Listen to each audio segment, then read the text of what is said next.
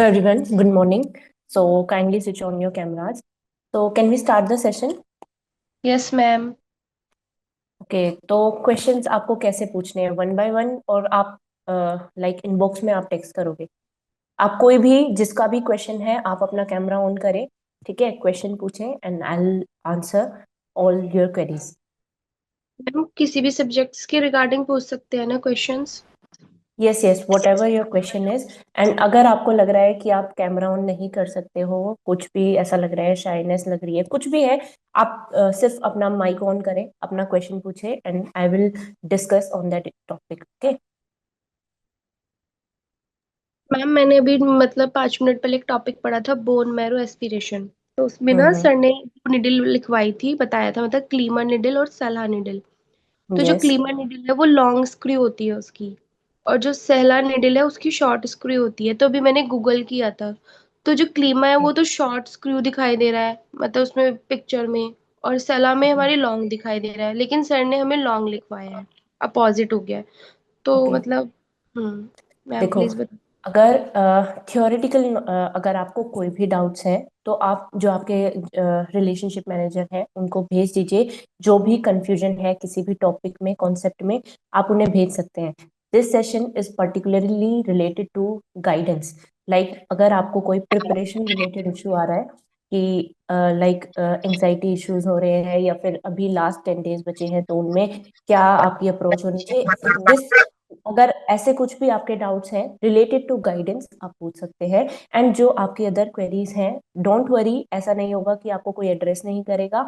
आप अपने relationship manager को एक साथ अपनी क्वेरीज भेज दीजिए कि आपको किस किस टॉपिक्स में, कॉन्सेप्ट्स में डाउट है, वो आपको क्लैरिफाई करा के बता देंगे।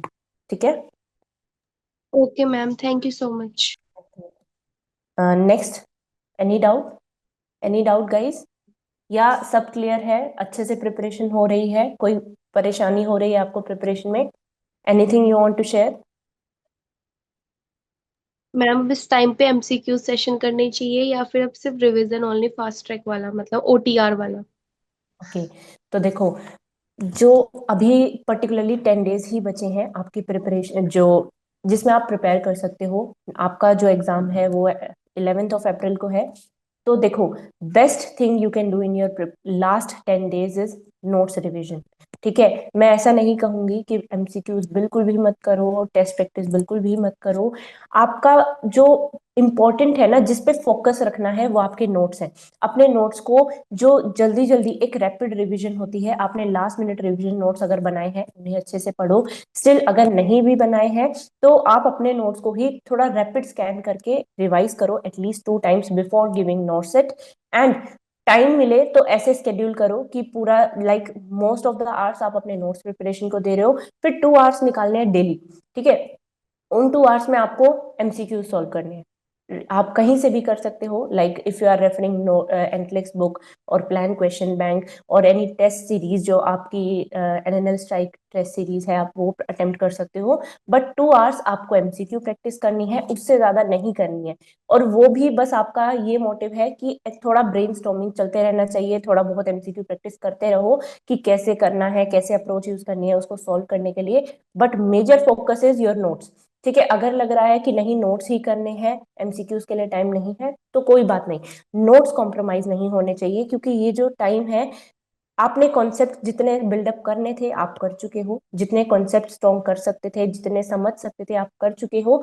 बट ये जो टाइम है वो रटने वाला टाइम है। ठीक है, रटने वाला मीन्स जो चीजें लाइक क्रेनियल नर्व असेसमेंट है, उसमें कौन सी क्रेनियल नर्व का क्या फंक्शन होता है, ये चीजें समझ चुके हो आप। बट अब इसको टिप्स पे करना है, तो ये लास्ट 10 डेज में आपको यही काम करना है, अपने नोट्स को टिप्स पे करो।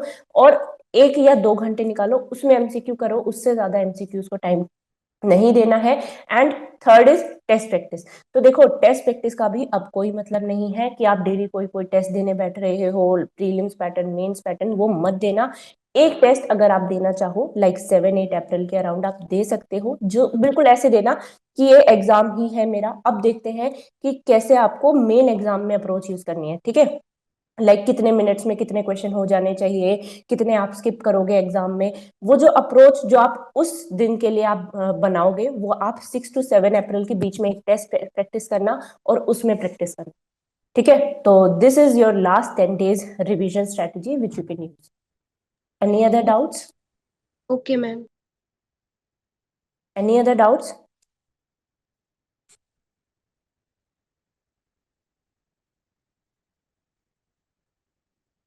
तो आपके सभी डाउट्स क्लियर हैं और कुछ नहीं पूछना है आपको? ओके, तो देखो, अगर आपको क्वेश्चंस नहीं याद आ रहे हैं कि क्या पूछना चाहिए, तो आई विल टेल यू एक चीज कि एग्जाम कैसे अटेम्प्ट करना है। आई बेट कि ये बहुत ओके, एक क्वेश्चन है, मैम डेली मॉक देना नेसेसरी नहीं है। देखो, नेसेसरी नहीं है अभी। एक बस ये है कि एमसीक्यू प्रैक्टिस थोड़ी बहुत चलती रहनी चाहिए, ठीक है, ताकि थोड़ा थोड़ा एक वो होता रहे कि कैसे अटेम्प्ट करना है क्वेश्चन। तो थोड़े डेली थोड़े बहुत मॉक टेस्ट अगर आपको देने हैं दे दो, पर ऐसा नहीं कि आप ज्यादातर एमसीक्यू प्रैक्टिस कर रहे हो, है ना, लाइक 4 5 to 6 hours आप एमसीक्यूज प्रैक्टिस कर रहे हो, 2 to 3 hours ही आप नोट्स कर रहे हो। ये मत करना। लास्ट 10 days में आपका मेन फोकस होना चाहिए रिवीजन, ठीक है। नोट्स टिप्स पे करने हैं, जितने अच्छे से कर सकते हो उतना अच्छे से। ओके, तो देखो, अगर रिवीजन में थोड़ा टाइम लग रहा है तो मींस आप प्रॉपरली नहीं रिवीजन कर रहे हो। अभी टाइम नहीं है कि आप एक एक वर्ड को समझ समझ के एक एक टॉपिक पे ही 2 घंटे लगा दो, ठीक है, अब ये टाइम नहीं है। अब आपका टाइम है कि एक पेज खोला, लाइक सपोज सीपीआर टॉपिक है ना, सीपीआर टॉपिक को आपको लाइन टू लाइन नहीं पढ़ना है, उसको रटने में नहीं बैठना है, आपको रैपिड स्कैन करना है। अच्छा, सीपीआर है, सीपीआर में हमें ये ध्यान रखना है, इसमें like compression to ventilation ratio ये होना चाहिए, एडीआर की डोज ये होनी चाहिए। ऐसे कर करके आपको रैपिड स्कैनिंग करनी है, रैपिड रिवीजन करनी है, ठीक है। अगर आप एक टॉपिक पे ही 2 घंटे लगाओगे तो आपका रिवीजन बिल्कुल भी कंप्लीट नहीं होगा। तो इसीलिए जल्दी जल्दी एक बार सारे नोट्स को देखना है, ठीक है, लाइक स्टार्टिंग से 2 2 3 घंटे में एक सब्जेक्ट खत्म करो, 2 3 घंटे में एक करो विद रैपिड स्कैनिंग। अब वो टाइम नहीं है कि आप बहुत डिटेल में पढ़ने बैठो। ओके, लास्ट रिवीजन नोट्स या ओटीआर क्लासेस।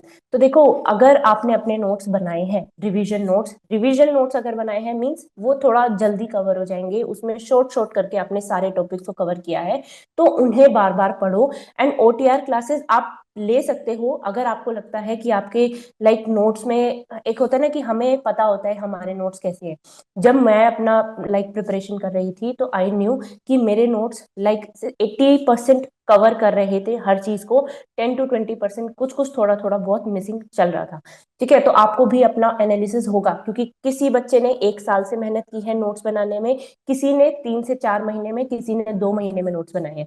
तो आपको अपने नोट्स का पता होगा। अगर आपको लगता है आपके नोट्स इतने इनफ नहीं है तो आप क्लासेस लो, ठीक है, फास्ट टेक्स्ट सेशंस लो, और उसमें जितना लाइक जो भी आपको लगे मिसिंग है आपके नोट्स में, अपने नोट्स में लिखते जाओ, ठीक है। अपनी मेन चीज इज अपने रिवीजन नोट्स पे फोकस करना है। जो अगर आपने बनाए हैं बहुत अच्छी बात है, नहीं बनाए हैं तो आप क्लासेस लो, फास्ट ट्रैक रिवीजन क्लासेस हैं, उससे आपका जितना भी इंपॉर्टेंट कॉन्सेप्ट है वो सब कवर हो जाएंगे, तो आप वो कर सकते हो, ठीक है। अब one question which I would like to answer is कि आपको अपना एग्जाम कैसे देना है, ठीक है, how you should attempt your NORCET prelims exam. तो बहुत अच्छे ट्रिक्स बताऊंगी मैं कि आपको उस दिन बैठ के क्या करना है ना, जब आप एग्जाम दे रहे हो उस दिन क्या करना है। तो देखो, यू ऑल नो कि जो प्रीलिम्स टेस्ट है लाइक वो 100 क्वेश्चन होंगे, 100 मार्क्स होंगे, ठीक है। और उसमें 1/3 नेगेटिव मार्किंग है एंड सेट होंगे, 5 सेट्स होते हैं। अगर कोई फर्स्ट अटेम्प्ट दे रहा है तो वो थोड़ा अवेयर नहीं होगा कि कैसे आना है पेपर, ठीक है। तो आपको 5 सेट मिलेंगे, like first set will be of 20 question, then ऐसे हर सेट होंगे। लास्ट सेट में आपको नॉन नर्सिंग पार्ट मिलेगा। तो सबसे पहले क्या करना है, एक पेज ना एडमिट कार्ड होगा आपके पास, उसको साइड में रखना, ठीक है, और पेन रखना अपने पास, और साथ साथ लिखते जाना। क्या लिखना है कि सेट 1 खुला, सेट 1 खुलते ही फर्स्ट 20 क्वेश्चन। अब जो पिछली बार भी आपको like I don't know if you remember कि सेट 1 और 2 बहुत लेंदी आया था, ठीक है। सेट 1 and 2 अगर लेंदी आया और आपने सबसे बड़ी गलती क्या की बच्चों ने, कि जो लेंदी क्वेश्चन थे उन पे बहुत टाइम वेस्ट कर दिया, लाइक फर्स्ट क्वेश्चन को ही पढ़ने में 5 मिनट लगा दी, 5 मिनट लगा दी, तो 15 मिनट जो है, सॉरी, जो बाकी की 13 मिनट्स है, वो ऐसे ही वेस्ट हो गई। ठीक है, तो क्या करना है, सबसे पहले फर्स्ट क्वेश्चन खोलो, उसको रीड करो। अगर आपको लगता है आता है, आप अटेम्प्ट करो। अगर लग रहा है कि थोड़ा सोचना पड़ेगा, उसको मार्क फॉर रिव्यू करो, नेक्स्ट पे जाओ। उस पर टाइम वेस्ट नहीं करना है। अगर क्लिक हो रहा है आंसर तो टिक करो, वरना मार्क फॉर रिव्यू करो। सेकंड पे जाओ, अगर लग रहा है कि हाँ ये आता है, आप कॉन्फिडेंट हो, टिक करो, नेक्स्ट पे जाओ। ऐसे करके आपको मेक श्योर करना है कि 18 मिनट्स में से फर्स्ट 9 to 10 मिनट्स में आप एक बार पूरे 20 क्वेश्चन देख लो, और जो आते हैं वो अटेम्प्ट कर लो। ठीक है, क्योंकि जो क्वेश्चन आपको आता होगा कॉन्फिडेंटली, वो आप जल्दी अटेम्प्ट कर दोगे, उसमें आपको टाइम नहीं लगेगा। ठीक है, तो फर्स्ट 20 क्वेश्चन आपको सबसे पहले अटेम्प्ट करने हैं, वो जो आपको बिल्कुल अच्छे से आते हैं। अब उन क्वेश्चंस पे दोबारा मत जाना, क्योंकि जो भी आज तक ही वापस गया है उन क्वेश्चंस पे जो उन्होंने फर्स्ट अटेम्प्ट में ठीक कर दिए थे, वो उन्हें गलत कराते हैं ओवर थिंकिंग करके। तो ये गलती मत करना। उसके बाद है कि जो आपने मार्क फॉर रिव्यू छोड़े थे, लाइक आप सपोज आपने 7 क्वेश्चंस या 8 क्वेश्चंस आपने मार्क फॉर रिव्यू छोड़ दिए 20 में से। ठीक है, उसमें से सिलेक्ट करो कि कौन से ऐसे क्वेश्चन है जो आपने कहीं देखे ही नहीं है। अगर कभी भी ऐसा क्वेश्चन टकराए जो आपको पता है कि वो कॉन्सेप्ट एग्जिस्ट भी करता है, वो आपको नहीं पता, ठीक है, कहीं देखा ही नहीं है वो कॉन्सेप्ट, तो उसको स्किप करना ही बेस्ट ऑप्शन होता है। तो उसको स्किप कर देना। उसके बाद सपोज आपके पास बचे 4 to 5 क्वेश्चन जो आपको ऐसा है कि आते हैं पर पक्का नहीं पता है कौन सा है। ठीक है, तो उनको आप गेस करो, उनमें टाइम लगाओ। जो भी 4 to 5 मिनट्स बची हैं उनमें ट्राई करो कि आप गेस कर पाओ। सबसे पहले गेस करने के लिए भी एलिमिनेशन मेथड यूज करना। 4 ऑप्शन है, हमेशा ऐसा होगा कि 2 ऑप्शन ऐसे होंगे जो आप इजीली एलिमिनेट कर पाओगे। तो जल्दी से पहले उन्हें एलिमिनेट करो कि यार ये तो हो ही नहीं सकता, ये भी हो ही नहीं सकता। अब बचा ऑप्शन ए एंड बी। अब अगर ऑप्शन ए और बी में लगे कि 50-50% है, ठीक है, लाइक ये भी हो सकता है, ये भी हो सकता है, वी आर नॉट श्योर, तो आप उसको अटेम्प्ट मत करना। अगर आपको लगे कि 70-30% है, 60-40% है, कि शायद यही है पर ये भी हो सकता है, तो आप जो आपका इंट्यूशन कह रहा है कि शायद ऑप्शन ए ही है, तो आप करो। ठीक है, ज्यादा नहीं सोचना है, गेस तो रिस्क तो लेना पड़ेगा। अगर आप सोचो सिर्फ उतने अटेम्प्ट करोगे जितने आपको लाइक बिल्कुल 100% श्योर हो, तो आपका सिलेक्शन नहीं होगा। थोड़ा बहुत रिस्क तो लेना पड़ेगा, क्योंकि आपको अटेम्प्टिंग कितनी रखनी है गाइस, प्लीज ये चीज ध्यान से रख सुनना। 100 में से आपकी अटेम्प्टिंग 85 अबव होनी चाहिए। ठीक है, सिर्फ उसी टाइम पे आप 85 से नीचे जाना जब आपको लगे कि ये तो बिल्कुल ही नहीं आता, आप अटेम्प्ट करोगे तो भी गलत होगा। थोड़ा बहुत रिस्क लेके आप सोच रहे हो कि शायद गैस होगा, तो ठीक भी हो सकता है। अगर ऐसा है तो 85 अबव ही रहना, क्योंकि सपोज अगर आपने सोचा मैं सिर्फ 70 अटेम्प्ट करूंगा, ठीक है, 70 अगर आपने अटेम्प्ट किए, और पता है कुछ भी कर लेना, 15 to 20 या 10 to 15, मतलब 15 के अराउंड तो नेगेटिव होते ही होते हैं। तो अगर आपने 15 नेगेटिव कर दिए, तो आपका कितना बचा? 55 है ना? तो 65। 55, हाँ, तो 55, 70 में से -55 करो, 15 करोगे तो 55 आपके लाइक करेक्ट हुए। और जो नेगेटिव मार्किंग हुई -5 की, तो वो 50 मार्क्स आपके टोटल हुए। और 50 मार्क्स पे आपका जो सिलेक्शन है वो बहुत ऐसे होगा कि लाइक ठीक है, रिजर्वेशन है, कुछ है, 1 पॉइंट पे, 2 पॉइंट पे शायद हो भी जाए, और शायद ना भी हो। ठीक है, तो बीच में अटक जाओगे, और अगर कट ऑफ हाई चली गई तो आपका सिलेक्शन कहीं भी नहीं होगा। ठीक है, तो इसीलिए आपको मेक श्योर करना है कि आपका जो भी होल, जो आपका फाइनल ओवरऑल स्कोर हो, इंक्लूडिंग नेगेटिव मार्किंग, वो कितना होना चाहिए? 55 अबव। 55 अबव आपको रहना ही रहना है। ठीक है, क्योंकि अगर 55 to 60 के बीच में हो तो आप सेफ हो। अगर 60 अबव आप जा रहे हो इंक्लूडिंग नेगेटिव मार्किंग, तो आपकी बहुत अच्छी रैंक है, ये फॉर श्योर है। ठीक है, आप मेंस की तैयारी बिल्कुल आराम से शुरू करो। ये है जो चीजें आपको ध्यान रखनी है। इसीलिए आई एम सेइंग कि 85 के अराउंड, 85 अबव के अराउंड आप ट्राई करना कि आप अटेम्प्ट करो। ठीक है, क्योंकि अगर सपोज जैसे मैं अपना स्कोर बताती हूँ ताकि आपको थोड़ा आइडिया रहे कि आपको कैसे जाना है। मैंने 100 में से 90 अटेम्प्ट किए थे। ठीक है, 90 अटेम्प्ट किए तो 90 में से मेरे गलत कितने हुए थे?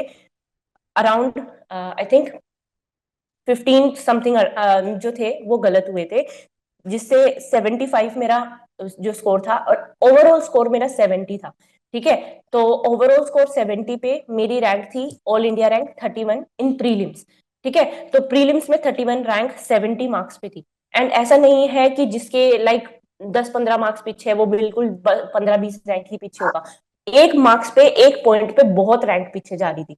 ठीक है, तो इसीलिए आई एम सजेस्टिंग कि आपको मेक श्योर करना है कि आप लाइक ओवरऑल स्कोर आपका जो टारगेट है 55 अबव ही रहना है। 55 के नीचे आए तो आप मुश्किल में पड़ सकते हो। ठीक है, तो अटेम्प्टिंग उसके अकॉर्डिंग करनी है। और एक और चीज ध्यान रखना, जब आप अटेम्प्ट कर रहे हो तो ना लास्ट जो आपका सेट होगा वो होगा नॉन नर्सिंग का। और नॉन नर्सिंग ऐसा सब्जेक्ट है कि आप सिर्फ तब अटेम्प्ट करना जब आपको पता है कि हाँ इसका ये है, इसका ये है। अगर आपको लगे कि कुछ करंट अफेयर का क्वेश्चन आ गया जो आपने कहीं सुना ही नहीं है, आपको पता ही नहीं है, तो आप अटेम्प्ट नहीं ही करोगे। ठीक है, इतना रिस्क नहीं ही लोगे। तो क्या करना है, कुछ क्वेश्चंस लाइक सपोज आपको फर्स्ट टू फोर्थ सेट में कम से कम क्वेश्चन स्किप करने हैं, लाइक 18 तक एटलीस्ट अटेम्प्ट करो, किसी में 17, किसी में 18, किसी में 20 भी कोशिश करना।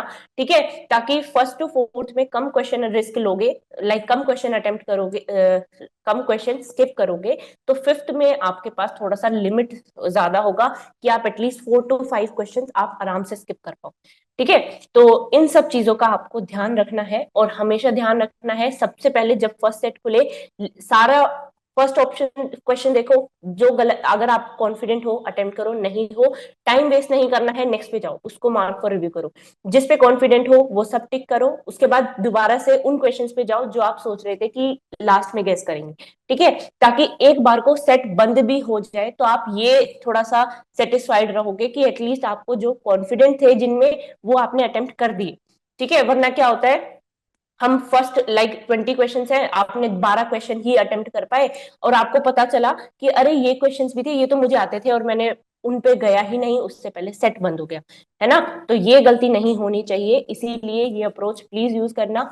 एंड आपका कट ऑफ स्कोरिंग मैंने बता दिया है कि आपको क्या रखना है। ओके, तो इसके अलावा और भी कोई क्वेश्चन है आपका, आप पूछ सकते हैं, बताइए। ओके, तो प्रियंका चिल्लर हैज आस्क्ड, नॉन नर्सिंग में तो रिस्क ले ही नहीं सकते। ओके, हाँ, तो वही बताया मैंने कि नॉन नर्सिंग में आप रिस्क नहीं ले सकते हो, उसमें आपको क्वेश्चन छोड़ने ही पड़ेंगे। ठीक है, क्योंकि आपको नहीं पता तो नहीं पता। तो वही है कि इसीलिए फर्स्ट टू फोर्थ सेट में ट्राई करना कि आप ज्यादा से ज्यादा अटेम्प्ट कर पाओ। ठीक है, सपोज अगर आप ये सोचो हर सेट में 15 15 15 15 करेंगे, तो 5 सेट में ही 25 क्वेश्चन आपने स्किप कर दिए, और हो सकता है फिर लास्ट सेट में आप और भी ज्यादा स्किप करो। है ना, तो 70 के अराउंड ही आपकी अटेम्प्टिंग होगी, और 15 से 20 अगर रॉन्ग हो गए तो आपका स्कोर बिल्कुल पहले ही नीचे आ जाए। तो इसीलिए अटेम्प्टिंग मेक श्योर करना कि आप ये सब सोच के करो, और अपना जो एडमिट कार्ड रखोगे उस पर लिखना कि सेट फर्स्ट में आपने इतने अटेम्प्ट करे हैं, इतने स्किप करे हैं, सेट टू में आपने इतने करे हैं, ताकि आपको एक आइडिया रहे कि आपको नेक्स्ट सेट में आपको कितना रिस्क लेना है, कितने आप स्किप कर सकते हो। ठीक है, तो ये चीज साइड बाय साइड लिखनी है। अपडेट से क्वेश्चन देखो, अपडेट से क्वेश्चन जरूर आएंगे, जो भी अपडेट्स आती हैं। तो नॉर्सेट एम्स जो है वो यही करता है, जितने भी अपडेटेड, जैसे पीपीएच की अभी न्यू गाइडलाइंस आई हैं, तो ऐसी ऐसी चीजें जरूर पूछी जाती हैं। ऐसा नहीं सारा ही पेपर बिल्कुल अपडेट से होगा, बट 3 से 4 क्वेश्चन ऐसे आएंगे जो अपडेटेड अपडेट्स होंगी उसमें। ठीक है, तो बच्चे क्या करेंगे, पुराने वाले जो अपडेट्स हैं उनको फॉलो करके आंसर गलत कराएंगे। तो अपडेट्स अगर आपको कहीं भी मिलती हैं, आप उन्हें पढ़ के जाए। ठीक है, ओके, कट ऑफ रिपीट करनी है तो देखो, कट ऑफ ये है जो, लाइक मैंने पिछले नॉर्सेट 6 से मैंने स्टार्ट किया है एनालिसिस करना, क्योंकि मैंने नॉर्सेट 7 दिया था, तो मैंने अपने से पहले वाला भी थोड़ा सा देख के चली थी कि कैसे करना है। तो एनालिसिस से मुझे एक यही कंक्लूजन मिला है कि 100 में से ना ट्राई करो 85 तक तो अटेम्प्ट करो, उससे ऊपर अगर आपको लग रहा है आप जा सकते हो, आप जाओ। अगर उससे नीचे जाना है तो सिर्फ तब जाना जब आपको लगे कि बिल्कुल भी नहीं आता है, बिल्कुल भी नहीं देखा है, तो सिर्फ तब जाना है। ठीक है, तो 85 के अराउंड, 85 अबव ट्राई करना है, अटेम्प्ट करो। उसके बाद नेगेटिव मार्किंग फॉर श्योर 15 से 20 या 10 से 15 तो होनी ही होनी है। एवरेज अगर 15 नेगेटिव मार्किंग मान के चलो, क्योंकि आपने अभी तक टेस्ट भी दिए होंगे, तो आपको पहले ही पता चल गया होगा कि आप नेगेटिव कितनी करते हो। और आई एम श्योर कि 15 तो नेगेटिव सबकी ही होती है, 10 से 15, 15 से 20 इस रेंज में। तो अगर आपकी 15 नेगेटिव मार्किंग हो रही है तो -5 तो वैसे ही है नेगेटिव मार्किंग के, और जो 15 है तो वो अलग। तो 20 मार्क्स तो आपके वैसे ही कट जाएंगे। तो ये सब सोच समझ के करना है, इसीलिए आपका टारगेट होना चाहिए कि 55 to 60 अबव, 55 अबव रहना ही रहना है overall scoring, including negative marking. ठीक है, 55 के अबव आपका ओवरऑल स्कोर रहे, और अगर 60 अबव जा पा रहे हो तो आपका एग्जाम क्लियर है। ठीक है, तो ये सब चीजें आप सोच समझ के वहां पे अटेम्प्ट करना, and this is why I am suggesting you एक टेस्ट अब देने बैठना, ताकि आप इन सब चीजों को एनालिसिस करके आप एक टेस्ट दो, ताकि उसी को आप अपने मेन एग्जाम में करके आओ। ठीक है, अब इस टाइम पर एमसीक्यू प्रैक्टिस से पे ज्यादा फोकस करें या रिवीजन पे। तो I have already answered this question कि ये टाइम कॉन्सेप्ट बिल्डअप करने का नहीं है, बल्कि उन कॉन्सेप्ट्स को अपनी मेमोरी में रिटेन करने का है। ठीक है, तो जो आपके नोट्स हैं उन पे ज्यादा ध्यान दो, जो जो आपने लास्ट मिनट रिवीजन नोट्स बनाए थे कि ये चीज एग्जाम से पहले अच्छे से देख के जानी है, क्योंकि टिप्स पे होना कुछ चीजें बहुत जरूरी है। तो अपने नोट्स पे ज्यादा फोकस करो, रिवीजन नोट्स अपने बार बार पढ़ो, और डेली, हाँ ज्यादा से ज्यादा ये कर सकते हो 1 या 2 घंटे आप अपने एमसीक्यू प्रैक्टिस करो, उससे ज्यादा नहीं करने। ठीक है, बेशक सिर्फ 1 घंटा कर लो, 100 एमसीक्यूज का टारगेट बना लो, चाहे कि डेली 100 एमसीक्यूज करने। ठीक है, तो ज्यादा वेटेज कौन कौन से सब्जेक्ट का रहता है? देखो, ऐसा कुछ फिक्स नहीं है कि कौन से सब्जेक्ट का होगा कभी। लाइक मेरे टाइम पे कम्युनिटी हेल्थ नर्सिंग बिल्कुल नहीं आया था, नेक्स्ट नॉर्सेट में कम्युनिटी हेल्थ नर्सिंग ज्यादा पूछा था, तो कुछ कंफर्म नहीं है। बट जो आपके 6 मेजर सब्जेक्ट्स हैं, देखो, ओबीजी एंड एमएसएन, ये दोनों तो हमेशा ही डोमिनेंट रहते हैं। ओबीजी एमएसएन बहुत अच्छे से पढ़ना, एफओएन इन्हीं में रिलेटेबल है, तो वो मिक्स होके आता है एफओएन थोड़ा। तो एफओएन, एमएसएन, ओबीजी, पीडियाट्रिक्स, कम्युनिटी और मेंटल हेल्थ, ये 3 सब्जेक्ट ऐसे हैं कि इंटरचेंजेबली आते हैं।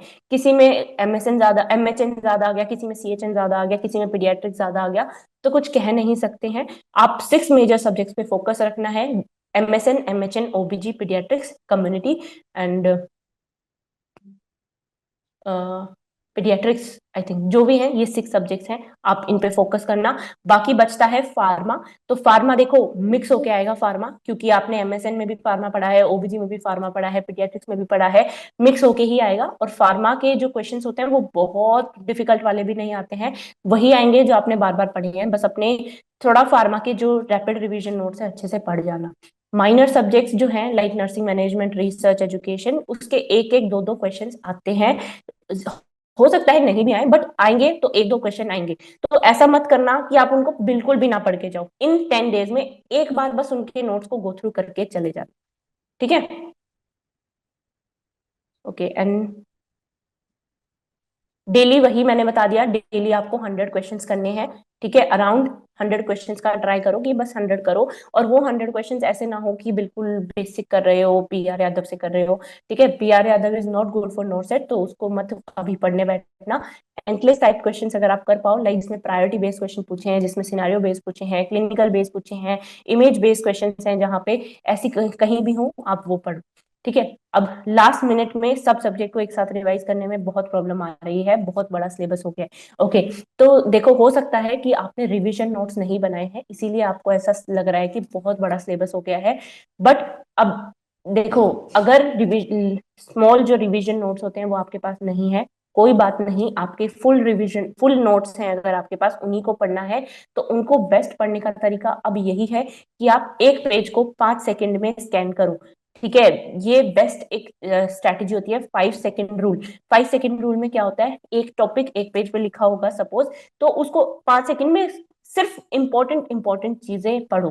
ठीक है, आपको अब तक पता चल गया होगा इस पूरे टॉपिक में मेन चीजें जो as a NORCET point of view क्या है जो आपको याद रखना है।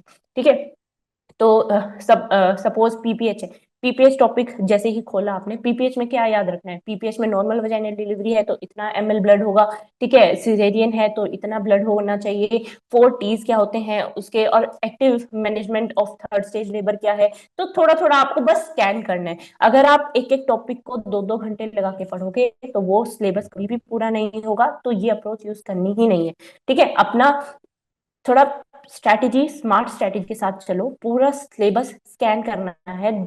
लाइक 10 दिन में आप इतना सारा सिलेबस एक एक टॉपिक को, और सिर्फ एक चीज और करना जो मैंने भी की थी, एक टॉप लाइक ये स्ट्रैटेजी आप यूज कर सकते हो अपनी लास्ट मिनट रिवीजन के टाइम पे, जब आप रिवाइज कर रहे हो, कि कौन सा टॉपिक है जिसमें आप बार बार अटकते हो। ठीक है, जिसमें आप बार बार कंफ्यूज होते हो, जिसमें आप बार बार भूल जाते हो। अगर आपको लगता है, सपोज जैसे मेरा था एडिसन वर्सेस कुशिंग सिंड्रोम, ठीक है, मैं इसमें बहुत कंफ्यूज हो जाती थी, हमेशा गलत कर देती थी कि किसमें क्या था, किसमें क्या था, किसमें हाइपोनेट्रेमिया था, किसमें लाइक हाइपोकैलेमिया था, क्या था, है ना। तो मैंने उसको एक पेज रखा मैंने अपने पास लास्ट मिनट रिवीजन के टाइम पे, जब 10-15 दिन रह गए थे, उस पे ना मैं बस वो टॉपिक लिखती थी जो मुझे एग्जाम से एक दिन पहले देख के जानी है, क्योंकि एग्जाम से एक दिन पहले आप सारे टॉपिक्स नहीं देख सकते हो। एग्जाम से एक दिन पहले सिर्फ वो टॉपिक देखना जिसमें आपको लगे कि यार ये मैं बार बार भूल जाता हूँ, एक बार देख लेता हूँ, है ना। तो मैंने एक पेज पे सिर्फ वो टॉपिक लिखे जिसमें मुझे लगा कि मैं ये बार बार गलत कर रही हूँ। ठीक है, तो मैंने उस उनको लाइक अराउंड 10 to 12 टॉपिक्स बने जो मुझे पता था कि एक बार एग्जाम से पहले देख के जाने। ऐसे ही आप भी कर सकते हो। एक बार जब पूरा सिलेबस आप स्कैन कर रहे हो, उसमें से जो आपको लगे कि लास्ट एक दिन पहले एक बार इनको देख जाऊंगी, तो वो एक बार लिख लेता। ठीक है, अभी से टाइम शेड्यूल क्या करना चाहिए। ओके, तो देखो टाइम शेड्यूल यही है, 10 to 12 आवर स्टडी तो इम्पोर्टेंट है। लास्ट 10 डेज में भी अगर आप ये सोचोगे सिर्फ 2-3 घंटे 4-5 घंटे पढ़ूंगा, तो ऐसा नहीं होगा।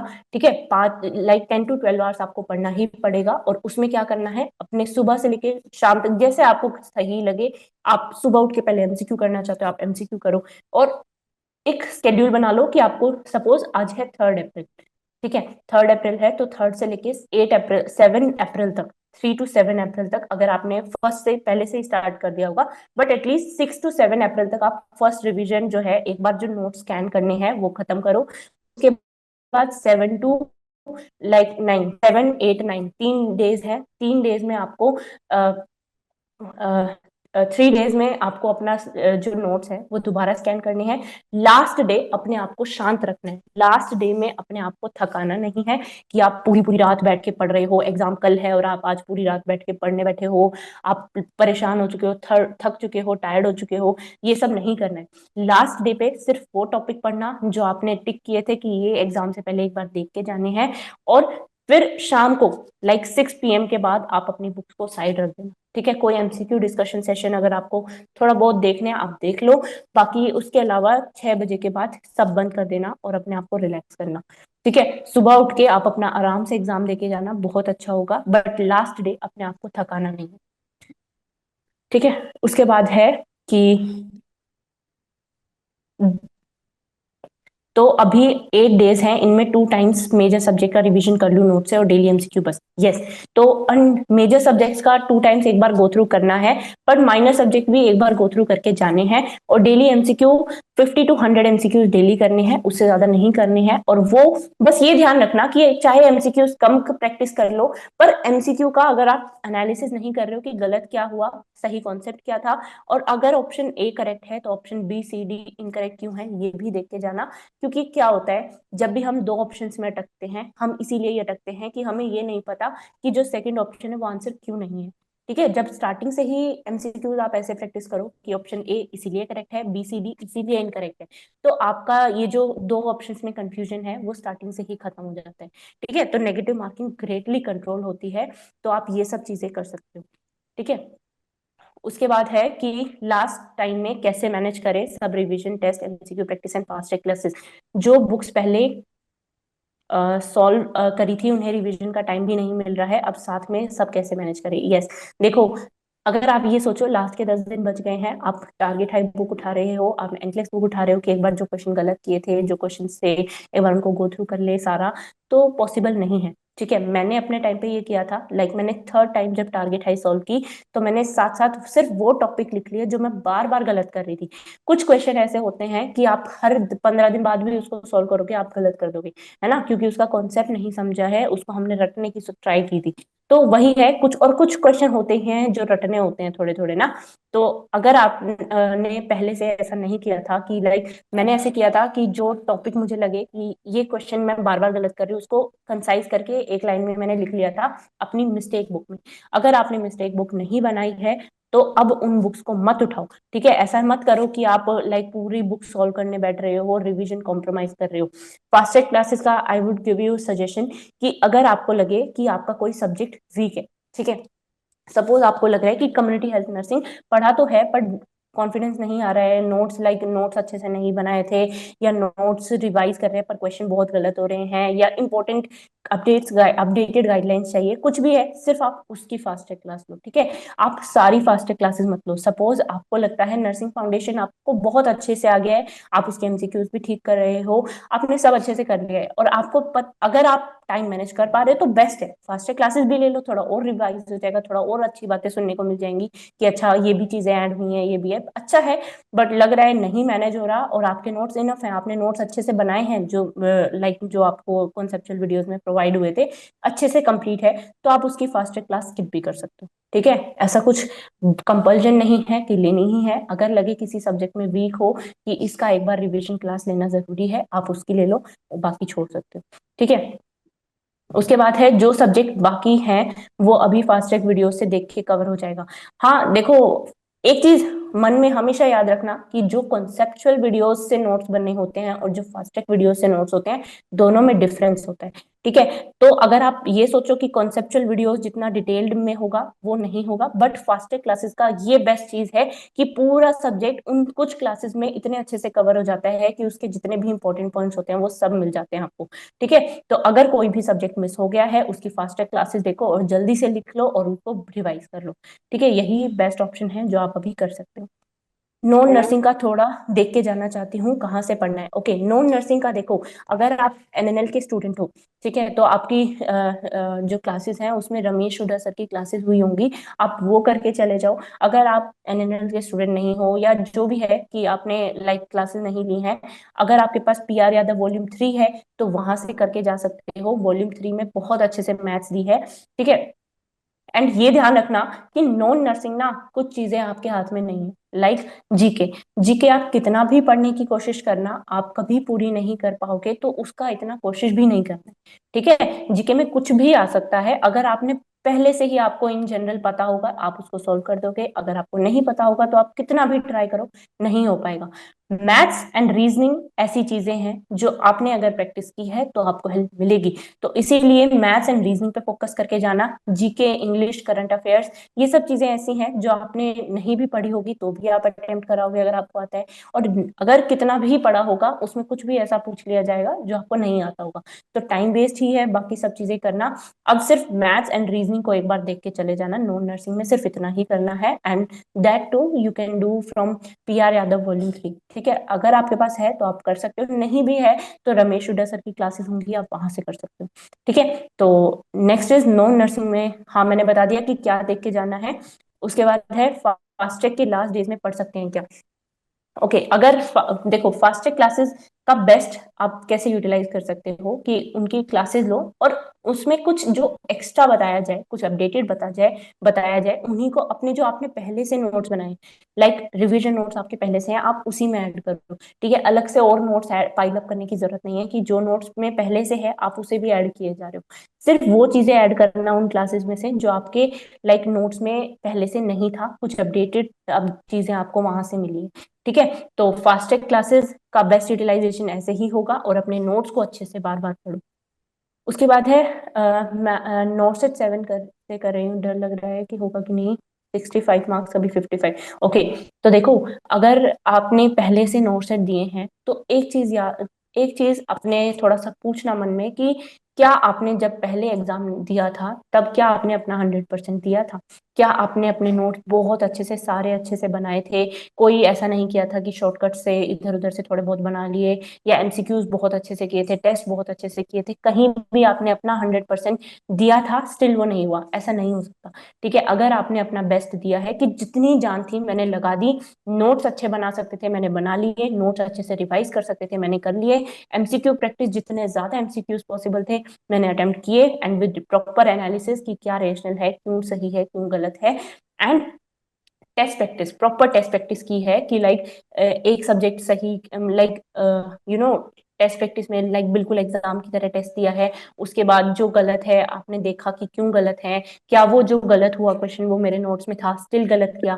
मीन्स रिवीजन में कमी है, क्या वो नोट्स में नहीं था इसीलिए गलत हुआ तो उसे कहीं मिस्टेक बुक में लिखा है, अगर आपने अपना 100% अब दिया है, इस बार दिया है कि आपने, आपको पता है कि हाँ पहले कुछ कमी रह गई थी, लाइक पहले नोट्स अच्छे से नहीं बने थे, सेकंड अटेम्प्ट में एमसीक्यू इतने अच्छे से नहीं कर पाई थी, तो अब ये ध्यान रखना कि अपना बेस्ट दिया है तो खुद पे बिलीव रखना, आपका हो जाएगा सिलेक्शन। ठीक है, डर नहीं लगाना है। अब वही है, पॉइंटों पे अगर पास वो होता है ना कि हम, मैंने जैसे बताया कि अगर आप अटेम्प्ट ही कम करोगे तो नेगेटिव मार्किंग होके आप और पीछे चले जाओगे और बिल्कुल पॉइंट पे ऐसे रह जाओगे कि 1 पॉइंट से 2 पॉइंट से रह गए।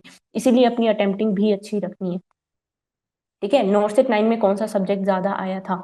ओके, नोट सेट 9 में आई डोंट प्रॉपरली रिमेम्बर कि कौन सा सब्जेक्ट ज्यादा था। आप एक बार उसका प्रीवियस ईयर क्वेश्चन देख, पेपर देख लेना, आपको उससे थोड़ा आइडिया हो जाएगा। मैथ्स के कितने क्वेश्चन आएंगे, देखो ऐसा कुछ श्योर नहीं है कि मैथ्स के कितने क्वेश्चन आएंगे, क्योंकि मेरे टाइम पे जब मैंने नोट सेट 7 दिया था 4 to 5 मैथ्स के क्वेश्चन आए थे। नोट सेट 8 में मैथ्स के क्वेश्चन हार्डली 1 और 2 थे। तो कुछ नहीं कह सकते, कभी भी ज्यादा आ सकते हैं, कभी कम भी आ सकते हैं। कम्युनिटी का फास्ट ट्रैक भी बड़ा है, उसका कंसाइज करके पढ़ना है तो क्या करें, वॉल्यूम 3 से डिटेल नोट्स भी बना है पर अपडेट नहीं है। ओके, अगर आपको लग रहा है फास्ट ट्रैक क्लासेस बहुत ज्यादा हैं, आप उन्हें अब नहीं कवर कर सकते हो, आप अ, तो वॉल्यूम 3 से पढ़ना है। Volume 3 last minute revision notes हैं। देखो अगर आपके नोट्स अच्छे हैं ना, जो आपने कम्युनिटी के कंसेप्चुअल वीडियो से बनाए हैं, अगर आपके नोट्स अच्छे हैं तो आपको इतना इधर उधर से ना, सिर्फ 10 से 20% ऐसी चीजें होंगी जो आपको ऐड करने की जरूरत पड़ेगी। ठीक है, और फास्ट ट्रैक क्लासेस अगर लेने का टाइम नहीं है, मास्टर स्ट्रोक वॉल्यूम 1 उठाना, वॉल्यूम 3 से बेटर आप एक बार 1 उठाना। आई नो वॉल्यूम 3 में थोड़ा बहुत कंसाइज करके दिया हुआ है, बट वो जो कंसाइज है वो आपके नोट्स में पहले से ही होगा। ठीक है, वो वॉल्यूम 1 में ना बहुत अच्छे से लोगों की पिक्चर्स दी हुई हैं। ठीक है, बहुत अच्छे से लाइक हेल्थ कमिटीज वगैरह की टेबल दी हुई है, जो आपको चीजें याद रखनी है उसमें। तो एक बार जस्ट गो थ्रू करना कि उसमें जो इमेजेस दी हैं, उसमें जो टेबल्स दी हैं, एक बार उनको गो थ्रू करके, नोट्स में है अगर तो वेरी गुड, अगर नहीं है तो उनको ऐड कर लेना। ठीक है, बस फिर अपने नोट्स को ही पढ़ना है। तो नेक्स्ट इज, सबसे इम्पोर्टेंट क्या है? सबसे इम्पोर्टेंट किस रिगार्डिंग आप पूछ रहे हो, है ना, लाइक सबसे important in your notes preparation is कि आप तीन चीजें आपने अच्छे से की हो, आपके नोट्स अच्छे से बने हुए हो और रिवीजन अच्छी हो, एमसीक्यू प्रैक्टिस आपने अच्छे से की हो। एंड अच्छे से की हो एमसीक्यू प्रैक्टिस का मतलब है आपने image based question, clinical based question and fact based question, तीनों तरह के क्वेश्चन आपने अच्छे से प्रैक्टिस किए हैं।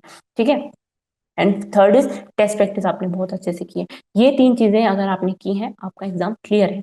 तो अब एंड उसके अलावा और सबसे इंपॉर्टेंट क्या है, खुद पे बिलीव रखो कि आपने अपना 100% दिया है तो जरूर होगा।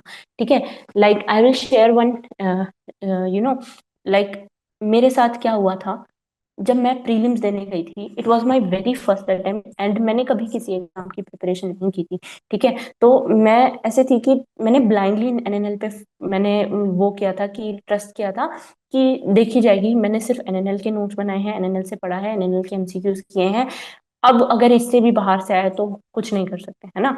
Like my mother asked me कि क्यों डर रही है ना, अच्छे से किया है ना तो क्यों डर रहे हो? तो मैंने बताया कि मैंने किया तो है, बट मैंने सिर्फ एनएनएल से किया है, मुझे नहीं पता बाकी कोचिंग क्या पढ़ा रही है क्या नहीं पढ़ा रही। मेरे नोट्स में से अगर आया तो सही ही होगा, बट अगर नोट्स के बाहर से कुछ आया तो गलत हो जाएगा, है ना। और देखा तो 90% मेरे नोट्स में से था, मुझे बिल्कुल पेजेस भी याद थे कि ये वहां लिखा है, ये वहां लिखा है।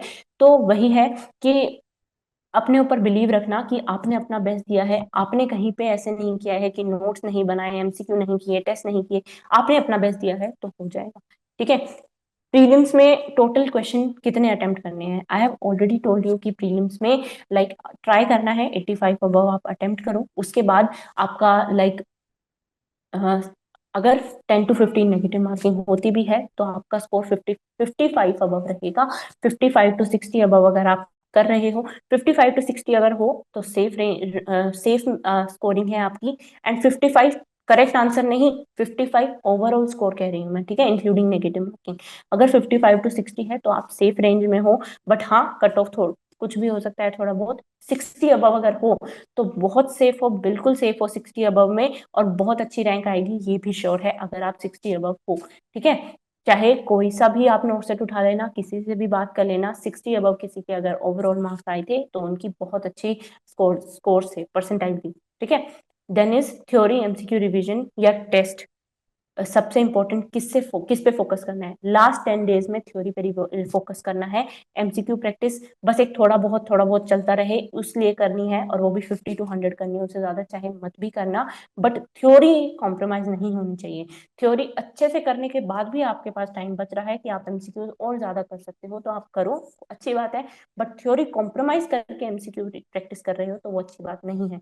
कॉम्प्रोमाइज, सॉरी, कॉन्सेप्ट्स बिल्डअप करने का टाइम नहीं है, कॉन्सेप्ट्स को रिटेन करने का टाइम है। ठीक है, जो पढ़ लिया उसी को बार बार पढ़ो ताकि वो रिटेन हो जाए मेमोरी में, कुछ नया पढ़ने का टाइम नहीं है। तो वो गलती बिल्कुल भी मत करना। आप डिमोटिवेटेड हो जाओगे, आप चीजें भूल जाओगे, जो पहले से आपने किया था आप वो भी भूलोगे, नया तो वैसे भी याद नहीं रहेगा। तो ये गलती बिल्कुल भी मत करना। ठीक है, एमसीक्यू प्री के लिए स्ट्राइक 2.0 से टेस्ट करें। हाँ, ऑब्वियसली आपको वहां से करने हैं, अच्छे से जितने भी टेस्ट हैं वो प्रैक्टिस करो, बट मैं यही कहूंगी कि ये अब करने का टाइम नहीं है। ठीक है, हाँ थोड़े बहुत करने हैं तो वो कर सकते हो स्ट्राइक 2.0 से, वेरी गुड, आप वहां से करो, क्योंकि उसमें थोड़े से हाई लेवल ऑफ क्वेश्चंस हैं जिससे आपकी ब्रेन स्टॉर्मिंग इंप्रूव होगी। आपको लाइक अप्रोच क्या यूज करनी है, कोई नया सा क्वेश्चन आ जाए तो कैसे सोल्व करना है, वो वहां से बहुत इंप्रूव होगा। तो आप एमसीक्यू वहां से प्रैक्टिस करने आप कर लो। ठीक है, बट ज्यादा टाइम नहीं लगाना है, ये याद रखना। How much MCQs per day and from which source, okay. तो I have already told you कि देखो, ट्राई करो 100 एमसीक्यूज पर डे कर पाओ, पर अगर 100 एमसीक्यूज, आपकी स्पीड ऐसी है कि आप 100 एमसीक्यूज लाइक 2 to 3 आवर्स में कर पा रहे हो, अगर आपकी ऐसी स्पीड है तो मत करना इतने एमसीक्यूज। ज्यादा से ज्यादा 1 या 2 घंटे एमसीक्यूज प्रैक्टिस करनी है, बाकी टाइम पे आपको नोट्स ही रिवाइज करनी है।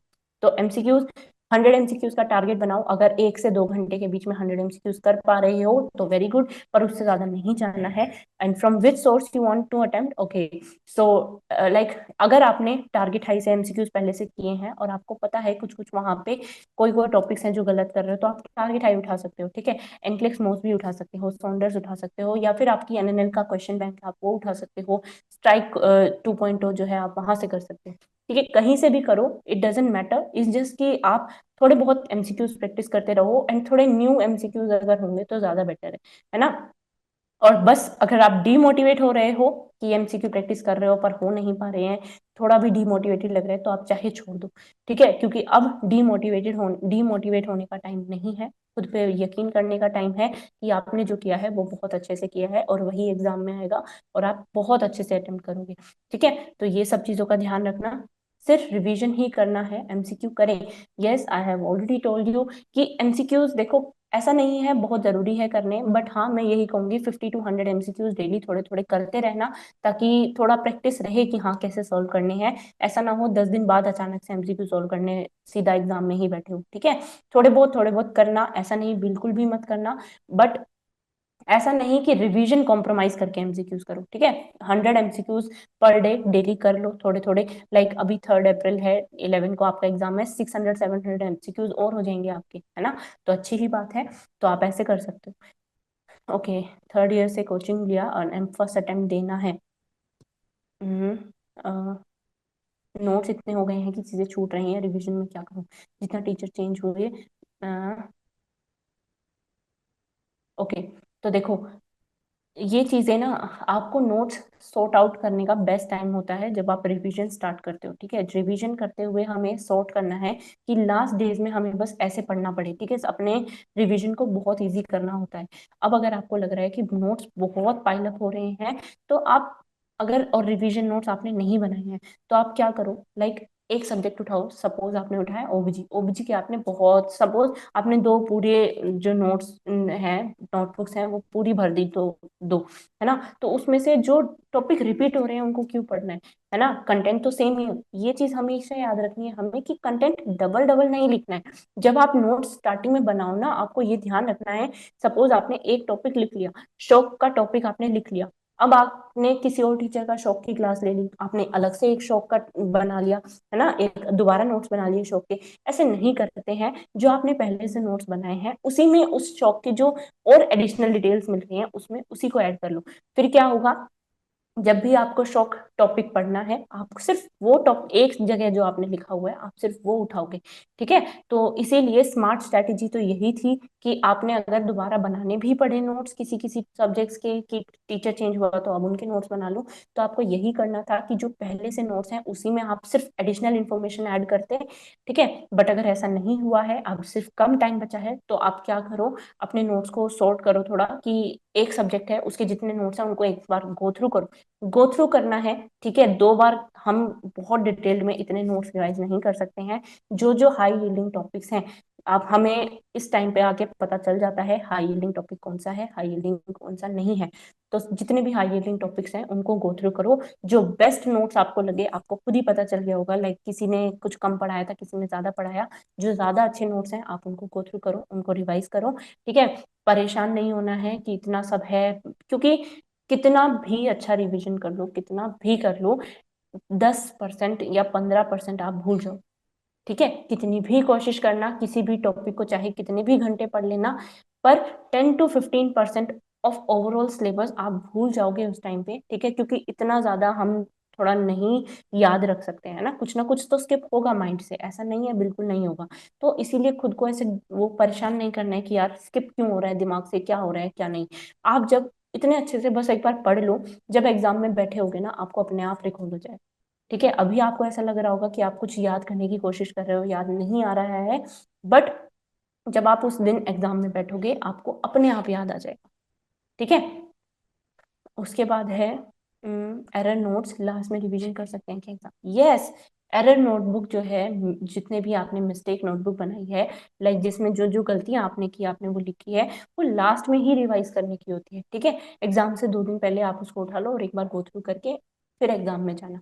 ठीक है, ताकि जो गलतियां आपने बार बार की थी, क्योंकि वो जो हम गलतियां क्या करते हैं, जिसमें कॉन्सेप्ट थोड़े वीक होते हैं या कुछ नया कॉन्सेप्ट होता है, तो हम उसी में बार बार मिस्टेक्स करते हैं। तो एरर नोटबुक को लास्ट में रिवाइज करने का बेस्ट टाइम।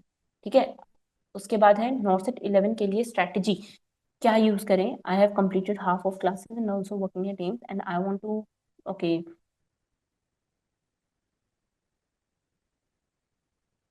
ओके। तो देखो, अगर आप नॉर्सेट 11 के लिए पढ़ रहे हो तो एक चीज याद रखना कि सबसे पहले तो आप अपने नोट्स को सोल्व करो। ठीक है, तो शांशी सबसे पहले अपने नोट्स पढ़ो। लाइक अगर आपने सपोज 2-3 सब्जेक्ट्स के आपके नोट्स बन गए हैं, 2-3 सब्जेक्ट्स के रहते हैं, तो सबसे पहले आप उनको खत्म करो। एमसीक्यू रिवीजन उस पर थोड़ा सा मत जाओ अभी, सबसे पहले नोट्स खत्म करो, बनाओ और साइड रखो। जब आपको लगे सारे मेजर सब्जेक्ट्स हो गए हैं, माइनर सब्जेक्ट्स आप फास्टर क्लासेस से कर लो, या फिर आपके पास मास्टर स्ट्रोक वॉल्यूम 1 होगी आप वहां से कर लो, इनफ है। ठीक है, तो सबसे पहले अपने नोट्स कंप्लीट करो। दिस इज अप्रैल, है ना, अप्रैल है, अप्रैल एंड तक ट्राई करो आप कर पाओ, क्योंकि फिर मई जून जुलाई एंड अगस्त में आपका नॉर्सेट 11, तो मई जून जुलाई आपके पास होगा जिसमें आप रिवीजन कर पाओ। क्योंकि देखो, आप पूरा दिन नहीं कर सकते हो रिवीजन, आपके पास लिमिटेड टाइम होगा, अराउंड 3 to 4 आवर्स ही होंगे, या ज्यादा से ज्यादा कभी 4 to 5 आवर्स।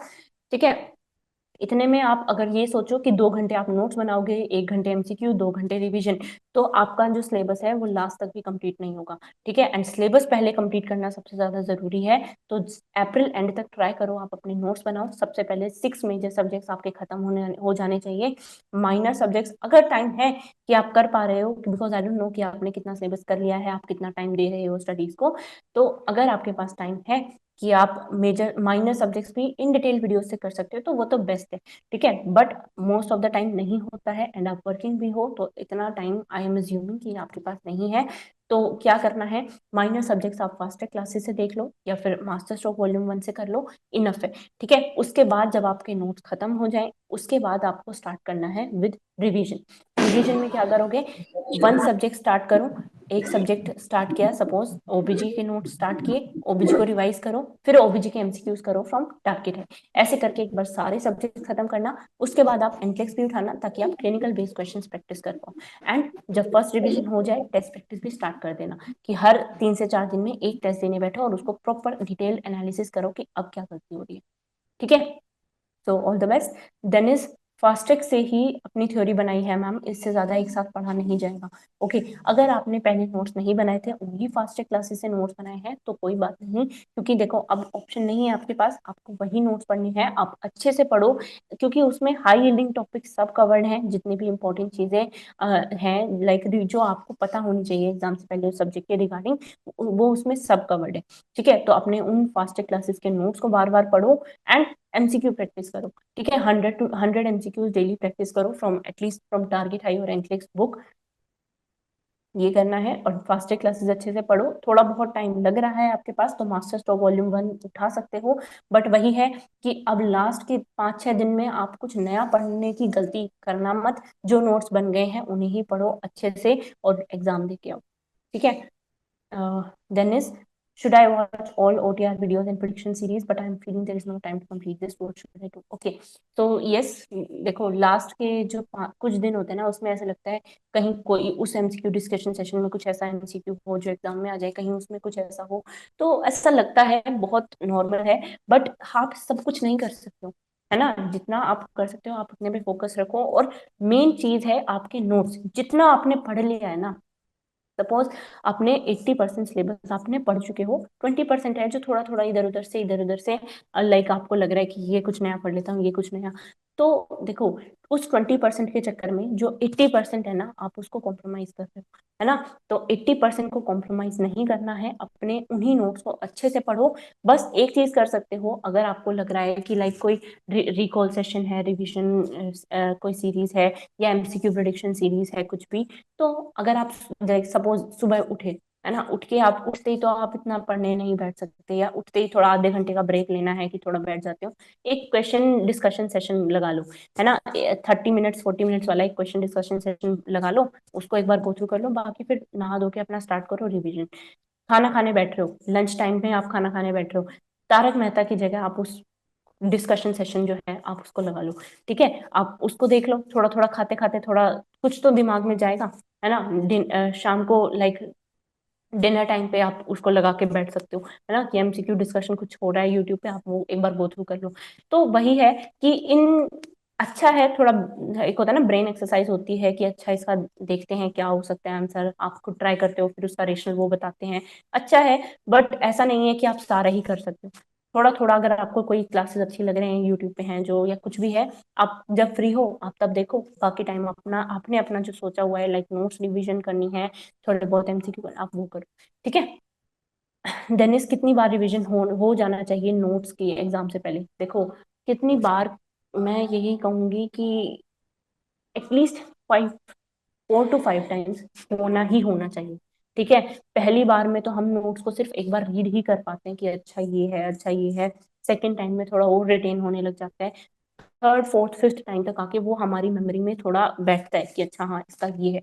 ठीक है, तो वही है, 4 to 5 टाइम्स एटलीस्ट रिवीजन होनी ही चाहिए ऑल ओवर नोट्स की। और अगर नहीं भी हो पाई है तो 2 to 3 मिनिमम है कि करनी ही है। एक बार रिवीजन करके अगर आप सोचो, या 2 बार रिवीजन करके सोचो कि ये बिल्कुल टिप्स पे हो गया है, तो नहीं होगा। ठीक है, सपोज आपने एक रिवीजन की, उसमें 1.5 महीना लग गया, जब आपने सपोज 3-4 महीने पहले की होगी, फिर उसके बाद फिर नेक्स्ट रिवीजन स्टार्ट की, फिर नेक्स्ट की, ऐसे करके 4 से 5 बार first second revision in detail होनी चाहिए कि उसमें आप सब पढ़ रहे हो।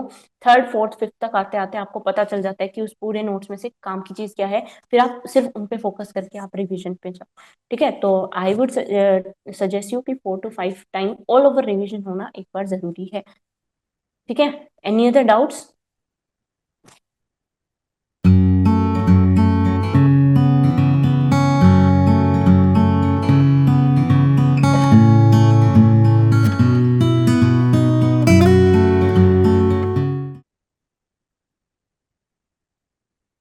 Any other doubts guys?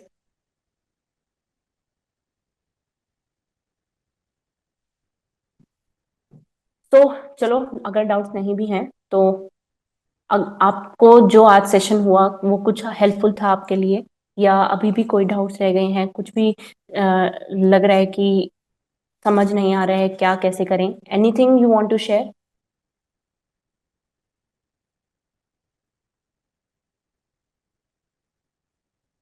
Okay, तो आई एम अज्यूमिंग अब वो डाउट्स नहीं बचे हैं, एंड वेरी गुड कि ओके ईसीजी से डर लगता है, अजीब है, स्किप करता हूँ। ओके, तो देखो सबसे मेन चीज यही है, जिससे डर लगे ना सबसे पहले उसे पकड़ो। ठीक है, लाइक मुझे एडल्ट हेल्थ नर्सिंग से थोड़ा डर लगता था, मुझे भी कार्डियोवास्कुलर सिस्टम से डर लगता था, तो सबसे पहले मैंने उसी को अच्छे से पढ़ा। ठीक है, ईसीजी में अगर डर लग रहा है तो ईसीजी की ना सिर्फ इंपॉर्टेंट चीजें अच्छे से पढ़ के जाओ। ठीक है, क्योंकि ईसीजी से कुछ बहुत एक्स्ट्रा क्वेश्चंस नहीं आते हैं, कुछ बहुत नया आ गया, हाँ एक हो सकता है, बट कुछ कुछ चीजें ऐसी हैं जो आनी ही आनी है, like atrial Flutter, fibrillation, ventricular tachycardia, ventricular fibrillation है, पीएसवीटी है, ये 6 to 7 कुछ ईसीजीज हैं, और उनके मैनेजमेंट क्या होने चाहिए अगर पेशेंट स्टेबल है, अगर पेशेंट अनस्टेबल है। ठीक है, तो एक टेबल है, टारगेट हाई का जो न्यू एडिशन है उसमें एक टेबल है जिसमें ये बहुत अच्छे से दिया हुआ है। एटलीस्ट आप उस टेबल को अच्छे से कर जाओ, और ईसीजी का जो बेसिक्स है वो आप अच्छे से पढ़ जाओ।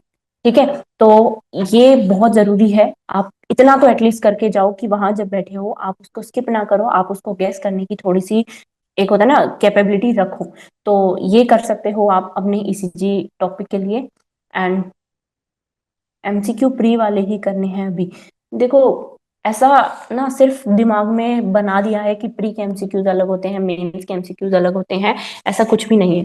ठीक है, तो ऐसा नहीं है कि प्रीलिम्स में फैक्ट बेस्ड क्वेश्चन ज्यादा आएंगे, इमेज बेस्ड ज्यादा आएंगे, सिनेरियो नहीं आएंगे, एंड मेंस में सिर्फ सिनेरियो बेस्ड ही पूछे जाएंगे, फैक्ट बेस्ड नहीं आएंगे, ऐसा कुछ भी नहीं है। ठीक है, जैसे मेरे टाइम पे, हाँ मेरे टाइम पे तो प्रीलिम्स और मेंस दोनों में ही लेंदी क्वेश्चंस नहीं आए थे। नेक्स्ट जो नॉर्सेट हुआ उसमें लेंथी क्वेश्चन प्रीलिम्स में ही आ गए, है ना, मेंस की जगह प्रीलिम्स में ही आ गए, तो कुछ भी हो सकता है। आप ऐसा एज्यूम नहीं कर सकते हो कि प्रीलिम्स का पेपर इजी आएगा, मेंस का मुश्किल आएगा, है ना। तो 3 टाइप के क्वेश्चंस हैं, image based question, fact based question, clinical और सिनेरियो बेस्ड क्वेश्चन, है ना, लाइक प्रायोरिटी बेस्ड क्वेश्चन।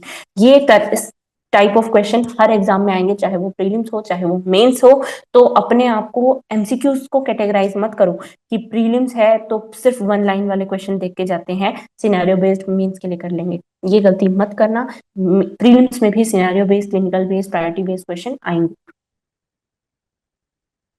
ठीक है, okay, I am Mohammad Asif, you are a fresher for NORCET 10 exam. Okay, तो देखो फ्रेशर हो तो कोई हाँ आई नो कि टेस्ट अटेम्प्ट कैसे करना है उसमें दिक्कत होगी। ठीक है, बट ऐसा कुछ नहीं है कि आप फर्स्ट अटेम्प्ट दे रहे हो तो बहुत मुश्किल है कि फर्स्ट अटेम्प्ट में तो पता नहीं होगा कि नहीं होगा। मेरा भी फर्स्ट अटेम्प्ट ही क्लियर हुआ था, और फर्स्ट अटेम्प्ट क्लियर हो जाए वही बेस्ट है, क्योंकि वो जो प्रेशर फर्स्ट अटेम्प्ट के बाद जो बिल्डअप होता है ना, कि सेकंड भी नहीं हुआ तो फर्स्ट की तरह वो भी नहीं हुआ, तो बहुत बुरा होता है। ठीक है, तो अपना बेस्ट दो, जो 10-11 दिन, जो 8-10 दिन बचे हैं उनको अच्छे से पढ़ो। ठीक है, तो अगर आप फ्रेशर हो तो एटलीस्ट 2 नॉर्सिट प्रीलिम्स पैटर्न टेस्ट देख के जाना, ताकि आपको आइडिया हो कि कैसा एग्जाम आता है, कैसे क्वेश्चन अटेम्प्ट करने होते हैं। आई हैव ऑलरेडी डिस्कस दिस कि आपको उस दिन बैठ के एग्जाम कैसे अटेम्प्ट करना है। ठीक है, तो उसके बाद नेक्स्ट डाउट इज मेंस का एग्जाम पैटर्न कैसा है। एग्जाम पैटर्न देखो, 160 क्वेश्चन आपके आने हैं। ठीक है, एंड 4 सेट्स होंगे, 40-40 मिनट्स के 4 सेट होते हैं। ठीक है, 16 आई थिंक, नहीं 4, आई डोंट रिमेम्बर अभी कुछ। किसी को पता है तो आप प्लीज बताइए, मैं अभी भूल गई हूँ। बट क्योंकि ऐसा कुछ है 40 मिनट्स का, एंड 45 क्वेश्चन करने होते हैं, है ना। तो ऐसा कुछ है शायद कि 40 मिनट्स का एक सेट होगा जिसमें 45 क्वेश्चन करने, या फिर 45 का सेट होगा 40 क्वेश्चन करने, ऐसा कुछ है। एक बार आप देख लेना, मुझे अभी याद नहीं आ रहा है, बट जो भी है, 4 सेट होंगे। ठीक है, उसमें आपसे जो क्वेश्चंस पूछे जाएंगे वो वही होंगे, 1 लाइनर भी होंगे, उसमें इमेज बेस्ड क्वेश्चन भी होंगे, प्रायोरिटी, सिनेरियो, क्लिनिकल बेस्ड, सब तरह के क्वेश्चन होंगे। नॉन नर्सिंग नहीं आएगा मीन्स में, सिर्फ प्रीलिम्स में नॉन नर्सिंग आएगा, तो नॉन नर्सिंग पढ़ने मत बैठना। ठीक है, आई नो बहुत बेसिक चीज है, बट बहुत बच्चे होते हैं जिनको आइडिया नहीं होता और वो नॉन नर्सिंग पढ़ रहे होते हैं प्रीलिम्स के बाद में। तो this is what you should know. Then है one more doubt, classes complete करते करते 3 मंथ्स और लगेंगे, जून एंड तक I will try to complete, but last में 2 मंथ्स ही रहेंगे, सितंबर से पहले तो रिवीजन एमसीक्यू पॉसिबल होगा। मंथ्स में या रिवीजन अभी भी साथ साथ करूँ, एटलीस्ट 1 आवर पर डे, या सिर्फ नोट्स कंप्लीट कर। ओके, तो देखो श्रेयांशी, आई वुड सजेस्ट कि ना जून एंड तक, अप्रैल मई जून, ओके जुलाई देखो एग्जाम अगस्त में है, है ना? ये सितंबर में है एग्जाम गाइस। ओके, सितंबर में होता है, सितंबर एंड अक्टूबर, ठीक है ठीक है। Sorry, very sorry, very sorry. तो अगर आपका जून एंड तक खत्म कर रहे हो, तो आप मेक श्योर करना कि ना आप माइनर मेजर सब अच्छे से खत्म कर लो। एंड जून एंड एटलीस्ट ना लगाओ, मैं यही कहूंगी। सबसे पहले फोकस करना है कि आप नोट्स कंप्लीट करो। ठीक है, 3 मंथ्स और लगेंगे, उसको थोड़ा सा ट्राई करो कि आप ज्यादा टाइम दो और उन्हें 2 मंथ्स में कंप्लीट करो। ठीक है, अप्रैल एंड में अच्छे से लो, जिसमें आप अपने नोट्स कंप्लीट करो एटलीस्ट मेजर सब्जेक्ट्स के। ठीक है, मेजर सब्जेक्ट्स 2 मंथ्स में कंप्लीट कर लो। उसके बाद 15 या 10 डेज लेना, उसमें आपको क्या करना है, माइनर सब्जेक्ट्स करने हैं, ताकि जो 20 और 15 डेज आपके बचे, जिसमें आप अपनी रिवीजन स्टार्ट कर दो। ठीक है, उसके बाद जब आप करोगे तो 1 मंथ आपको, फर्स्ट मंथ तो पूरा लग जाएगा जिसमें आपकी फर्स्ट रिवीजन कंप्लीट होगी। क्योंकि जब पहली बार नोट्स करते हैं, पहली बार एमसीक्यू करते हैं, तो टाइम लगता है ना? पहली बार नोट्स आप पढ़ोगे, उसमें एक एक सब्जेक्ट, एक एक लाइन पढ़ने में टाइम लगेगा। तो क्या करना है, ट्राई करो 2 मंथ्स में मेजर सब्जेक्ट सारे हो जाए, फिर 10 डेज लेना माइनर सब्जेक्ट्स के लिए। उसके बाद आप स्टार्ट कर दो अपनी रिवीजन। जून में आप रिवीजन स्टार्ट करो, ट्राई करो जून एंड ना लगे। फिर भी बाय चांस जून एंड लगता है, तो आपको अपनी रिवीजन थोड़ी सी बढ़ानी पड़ेगी। और बात वही है, अगर आप ये सोचो कि अभी भी साथ साथ थोड़ा एमसीक्यू कर लेते हैं, थोड़ा रिवीजन कर लेते हैं, ताकि 3 मंथ्स में नोट्स कंप्लीट होंगे, तो साथ साथ कुछ और भी हो जाए। तो देखो, अगर आप इतना टाइम है आपके पास कि आप रिवीजन कर सकते हो, एमसीक्यू कर सकते हो, तो उसमें नोट्स और जल्दी खत्म कर लो ना। है ना? क्योंकि अगर नोट्स और जल्दी खत्म हो जाएंगे अगर आप एमसीक्यू और रिवीजन अभी ना करो, नोट्स जल्दी खत्म हो जाएंगे। उसके बाद आप रिवीजन और एमसीक्यू अच्छे से कर सकते हो। क्योंकि अगर आपने अभी एमसीक्यू भी स्टार्ट कर दिया, रिवीजन भी स्टार्ट कर दी, तो आपके जो नोट्स 3 मंथ्स में खत्म होने वाले हैं, वो 4 मंथ्स में खत्म होंगे। है ना? तो दिक्कत तो वही आएगी। इसीलिए ट्राई करो कि अगर आपके पास टाइम मैनेज करने का है, तो आप नोट्स और जल्दी खत्म करो, एंड तब आपके पास एटलीस्ट 2.5 महीना हो जिसमें आप अच्छे से रिवीजन कर लो। MCQs at least from Target High and NCLEX most भी अच्छे से करना, क्योंकि टारगेट हाई में image based question, fact based question बहुत अच्छे से दिए हैं। सिनेरियो बेस्ड एंड जो क्लिनिकल बेस्ड क्वेश्चन है, वो एनक्लेक्स मोस्टली में बहुत अच्छे से दिए हैं। और आपके पास एनएनएल क्वेश्चन बैंक तो है ही। जब भी लगे नोट्स नहीं बनाने का मन है या कुछ भी है, आप वहां से एमसीक्यू प्रैक्टिस कर सकते हो। ठीक है, तो this is what you can do.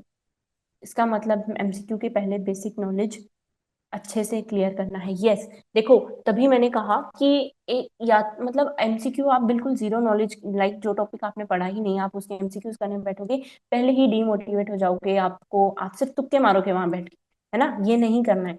हमें एमसीक्यू सॉल्व करने से पहले उसका थोड़ा आइडिया होना चाहिए कि क्या कॉन्सेप्ट्स हैं।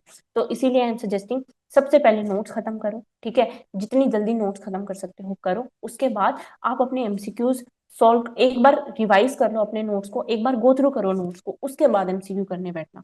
ठीक है, अगर नोट्स को बिना पढ़े आप एमसीक्यूज करने बैठोगे, तो वो आप बस तुक्का लगा रहे हो, और वो इतना सेंसिबल नहीं है। ठीक है, एक बार नोट्स को गो थ्रू कर लो, एक सब्जेक्ट उठाओ, ओबीजी को एक बार गो थ्रू करो, फिर ओबीजी के एमसीक्यूज करने बैठो। फिर आपको मजा भी आएगा कि हाँ, मैंने ये पढ़ा था, ये मेरे नोट्स में था, ये इसका ये कॉन्सेप्ट होता है, इसका ये कॉन्सेप्ट होता है। तो वो एमसीक्यूज प्रैक्टिस करना बहुत ज्यादा फ्रूटफुल होगा आपके लिए।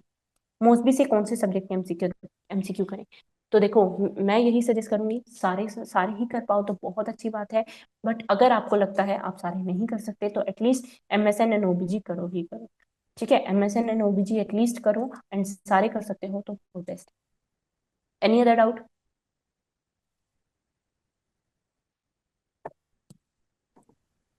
Any other doubt guys?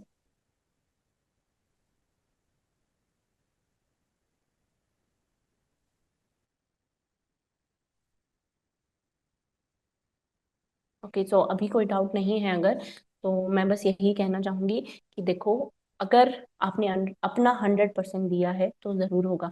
ठीक है, बिकॉज जब मेरा एग्जाम था, कल नोट सेट, मेरा प्रीलिम्स ही है कल। तो आज रात जब था, एक दिन पहले जब मेरा एग्जाम था, तब ना मैंने अपने आप से सिर्फ ये सोचा था कि मुझे भी यही डर लग रहा था कि पता नहीं होगा या नहीं होगा, या मैंने किया तो है, अपना 100% तो मैंने दे दिया, पर फिर भी नहीं हुआ, तो अगले नोट सेट में मैं क्या करूं? क्योंकि मेरे पास तो कुछ बचा ही नहीं जो मैं अगले नोट सेट में और अच्छा कर पाऊं।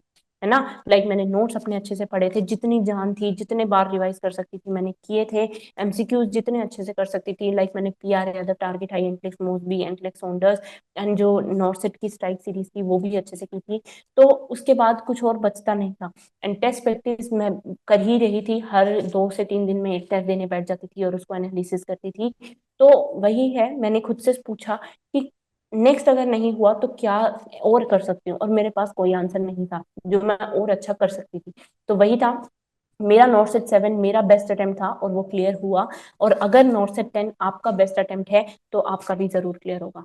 ठीक है, तो परेशान नहीं होना है कि क्या होगा क्या नहीं, अपना अपने आप पे बिलीव रखना कि जो आपने पढ़ा है बस वही आएगा।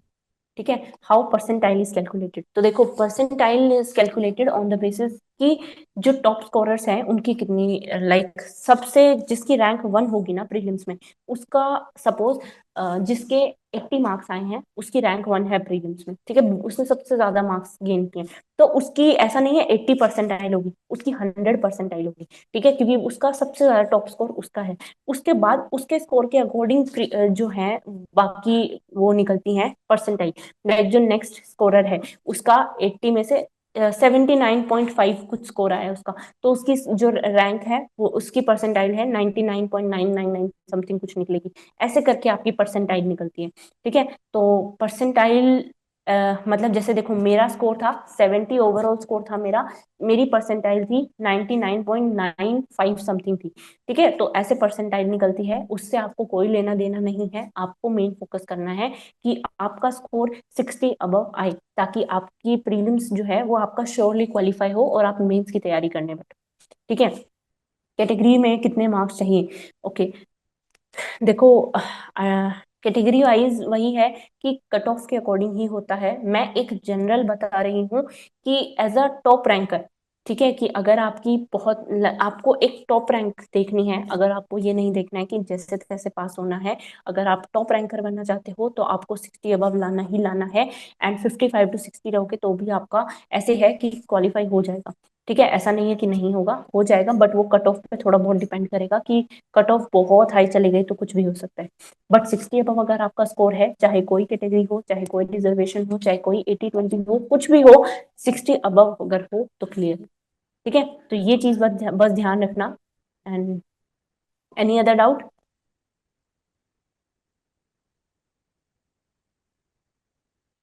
यस, देखो 60 मार्क्स सही नहीं करने हैं। 60 मैं कह रही हूँ कि ओवरऑल स्कोर होना चाहिए। ठीक है, 60 करेक्ट आंसर है पर -20 हो गए और आपका स्कोर 35-40 चला गया, वो मैं नहीं कह रही हूँ। मैं कह रही हूँ ओवरऑल स्कोर 60, लाइक नेगेटिव होने के बाद भी जो स्कोर बनता है वो 60 होना चाहिए।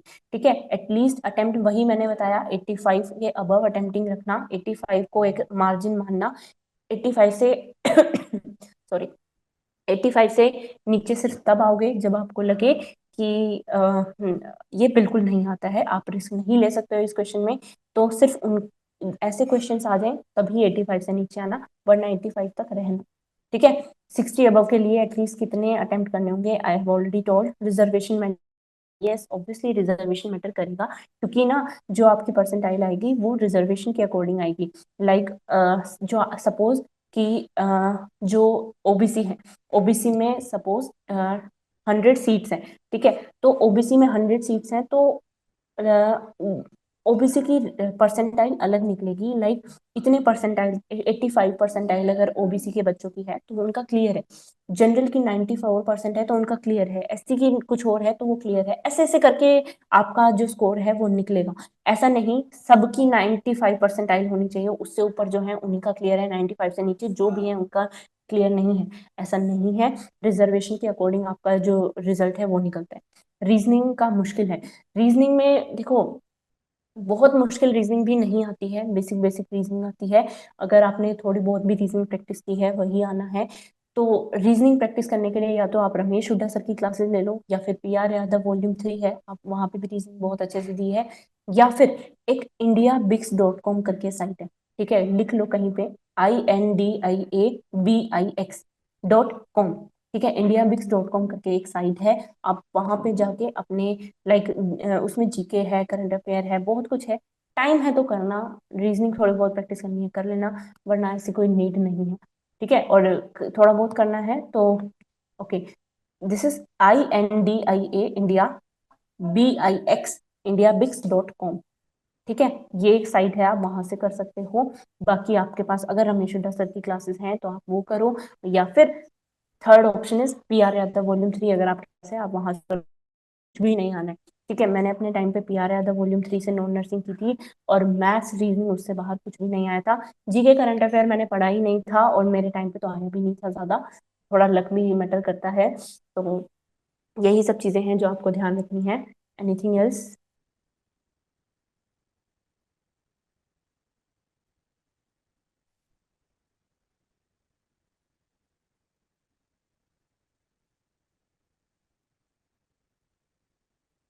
रोज प्रैक्टिस करने में कंफ्यूजन रहता है? क्या MCQ प्रैक्टिस करने में कंफ्यूजन रहता है रोज?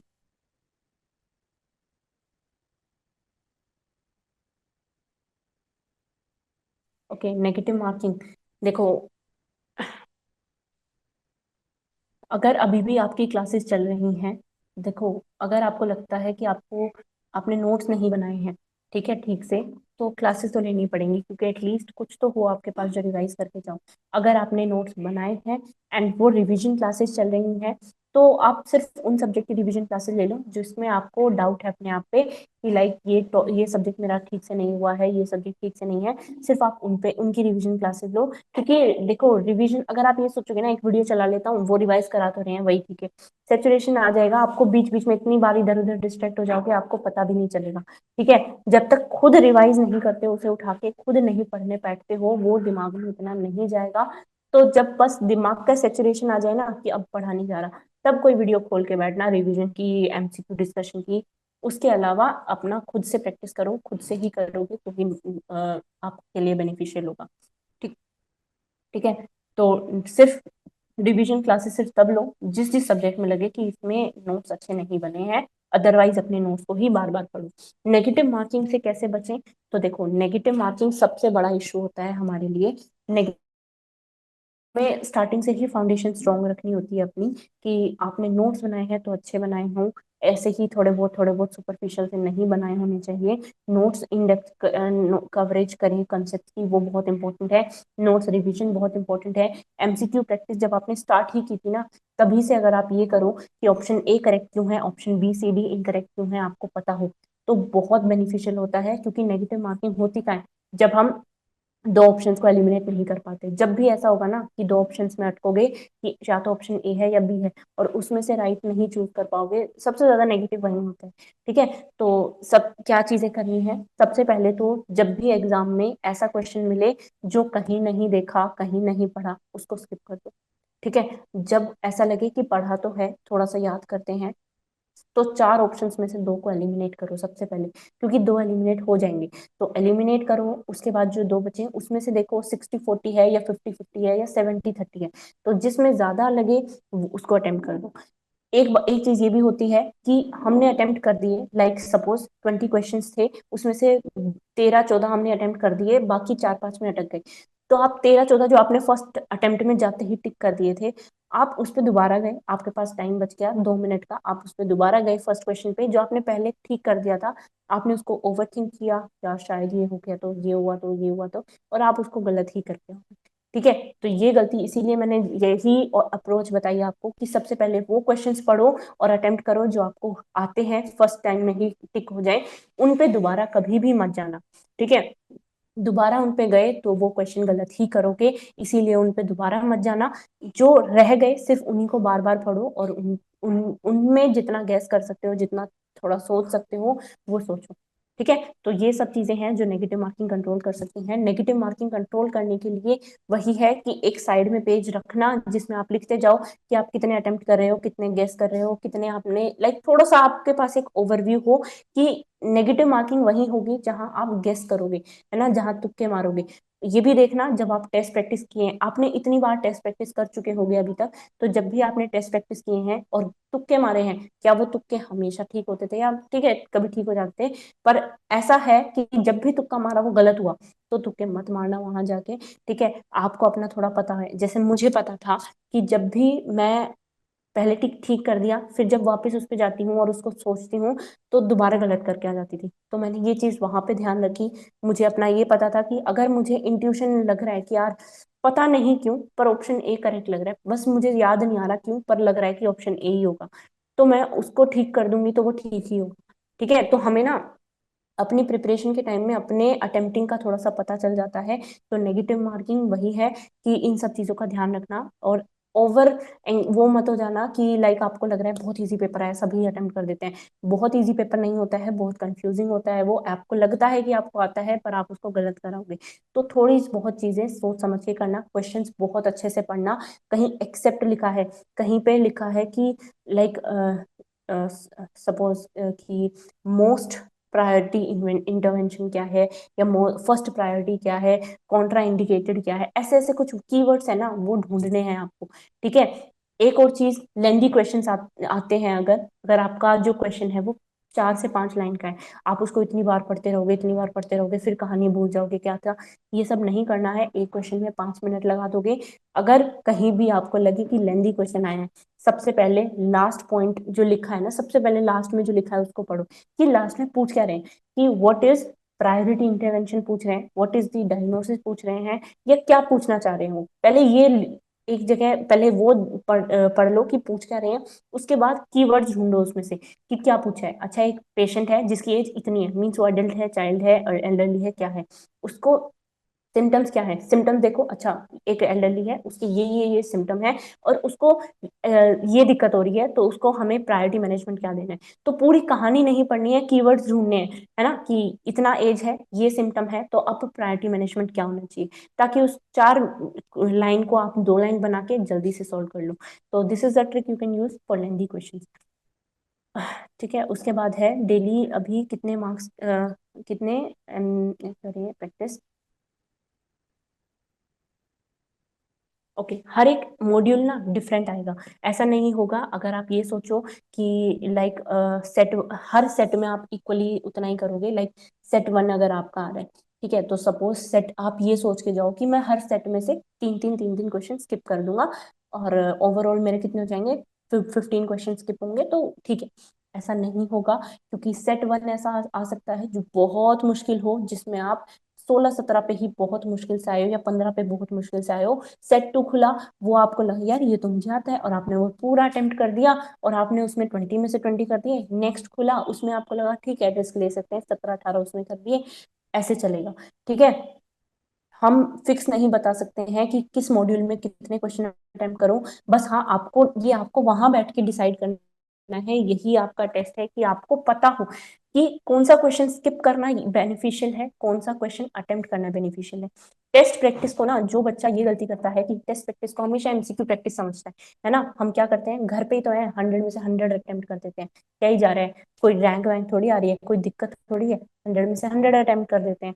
ये जो गलती करता है बच्चा, वो यही अटकता है कि उसको पता ही नहीं चल पाता कि कौन सा क्वेश्चन स्किप करना आपके लिए यूजफुल होगा, और कौन सा क्वेश्चन रिस्क लेना यूजफुल होगा, है ना। तो इसीलिए जो बच्चे 9 से 11 देंगे उनको मैं बता दूं, जब भी आप टेस्ट प्रैक्टिस करो तो आप ये सोच समझ के करना कि आप हर क्वेश्चन में से ये देखो, ये अटेम्प्ट करूं या नहीं करूं, नेगेटिव तो नहीं हो जाएगा। चांसेस लग रहे हैं कि ये नेगेटिव होगा, ये मुझे नहीं आता है, आप उसको स्किप करो। इसमें लग रहा है यार गैस करके देखता हूँ, ये हो सकता है कि ठीक भी हो, आप उसको गैस करके देखो, और फिर लास्ट में चेक भी करो कि जो आपने गेस किए थे वो ठीक थे कि नहीं, है ना। तो वही है हर मॉड्यूल में। इसीलिए मैंने कहा साइड में लिखते हुए जाना कि इस सेट में आपने 2 स्किप किए, तो नेक्स्ट सेट में आप कितना अफोर्ड कर सकते हो। नेक्स्ट सेट में आप ट्राई करो कि बिल्कुल 20 में से 20 करो, या फिर 1 या 2 स्किप कर लो। अगर आपको लगा सेट 1 ज्यादा मुश्किल था, तो 5 क्वेश्चन स्किप हो गए, तो नेक्स्ट सेट में आपको मेक श्योर करना है कि आप थोड़ा रिस्क ज्यादा लो, और कम से कम एटलीस्ट 18 17 तो जाओ। ठीक है। तो ये सब चीजें आपको अपने जितना भी आपने अभी तक टेस्ट प्रैक्टिस किया है उससे थोड़ा आइडिया होगा। एंड नहीं होगा तो एटलीस्ट एक बार टेस्ट प्रैक्टिस करके जाओ, और उस टेस्ट को ऐसे ही देना, जो जो ट्रिक्स मैंने बताई है उन सबको यूज करना, फिर देखना कि कितना आपका स्कोर आ रहा है। ठीक है। उसके बाद है फोकस किस किस सब्जेक्ट पे करना है, एंड जिसमें ज्यादा क्वेश्चंस पूछे जाते हैं।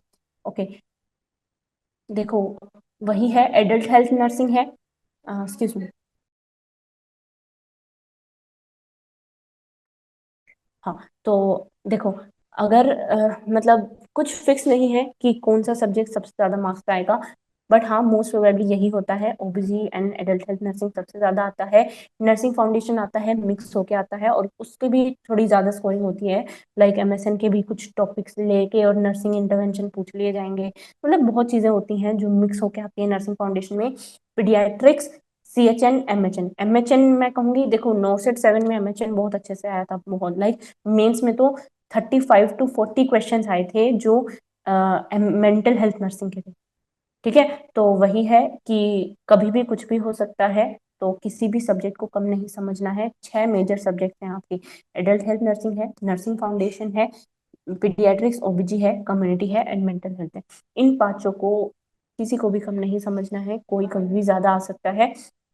माइनर सब्जेक्ट्स हैं जैसे कि नर्सिंग रिसर्च, एजुकेशन मैनेजमेंट, इसमें से ये होता है कि कभी आ भी सकता है, आएगा तो 1 या 2 क्वेश्चन आएंगे, नहीं आएगा तो हो सकता है नहीं भी है। ठीक है, बट ऐसे मत करना कि एक बार भी पढ़ के ना जाओ, एक बार पढ़ के चले जाओ बस। ठीक है, एक बार उसको गो थ्रू करके चले जाओ कि थोड़ा सा आइडिया हो कि कैसे एग्जाम आने। तो उसके बाद है 45, कभी कभी जीटी में, कभी कभी और जीटी में 65 to 70, 75 चले जाते हैं। ओके, तो देखो अगर आपका स्कोरिंग है ना, डिपेंड करता है। अगर देखो वही है जैसा मैंने सुना है टीएनसी क्लासेस है, ठीक है, तो वहां पे बच्चों के स्कोर अच्छे आते हैं, और जो एनएनएल क्वेश्चन बैंक में अगर अटेम्प्ट करोगे एक टेस्ट, तो वहां कम आएंगे, है ना।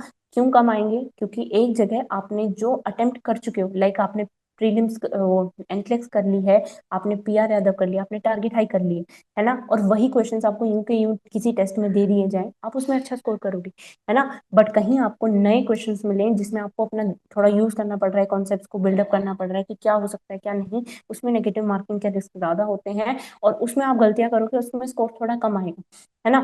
एनएनएल के किसी भी टेस्ट में, मैं अपना एक्सपीरियंस बताती हूँ, किसी भी टेस्ट में मेरे 55 to 60 से अब नहीं आए, किसी भी टेस्ट में मार्क्स 55 to 60 बहुत ऐसे हो जाता था कि ये तो टॉप स्कोर्स है मेरे। ठीक है, उसके अलावा 45 50 इतने ही यूजुअली एवरेज स्कोर रहता था। बट जैसे ही मैंने प्रीलिम्स दिया, मेरा स्कोर था 75 करेक्ट थे, एंड -5 होके मेरा लाइक 70 ओवरऑल स्कोर बन गया था।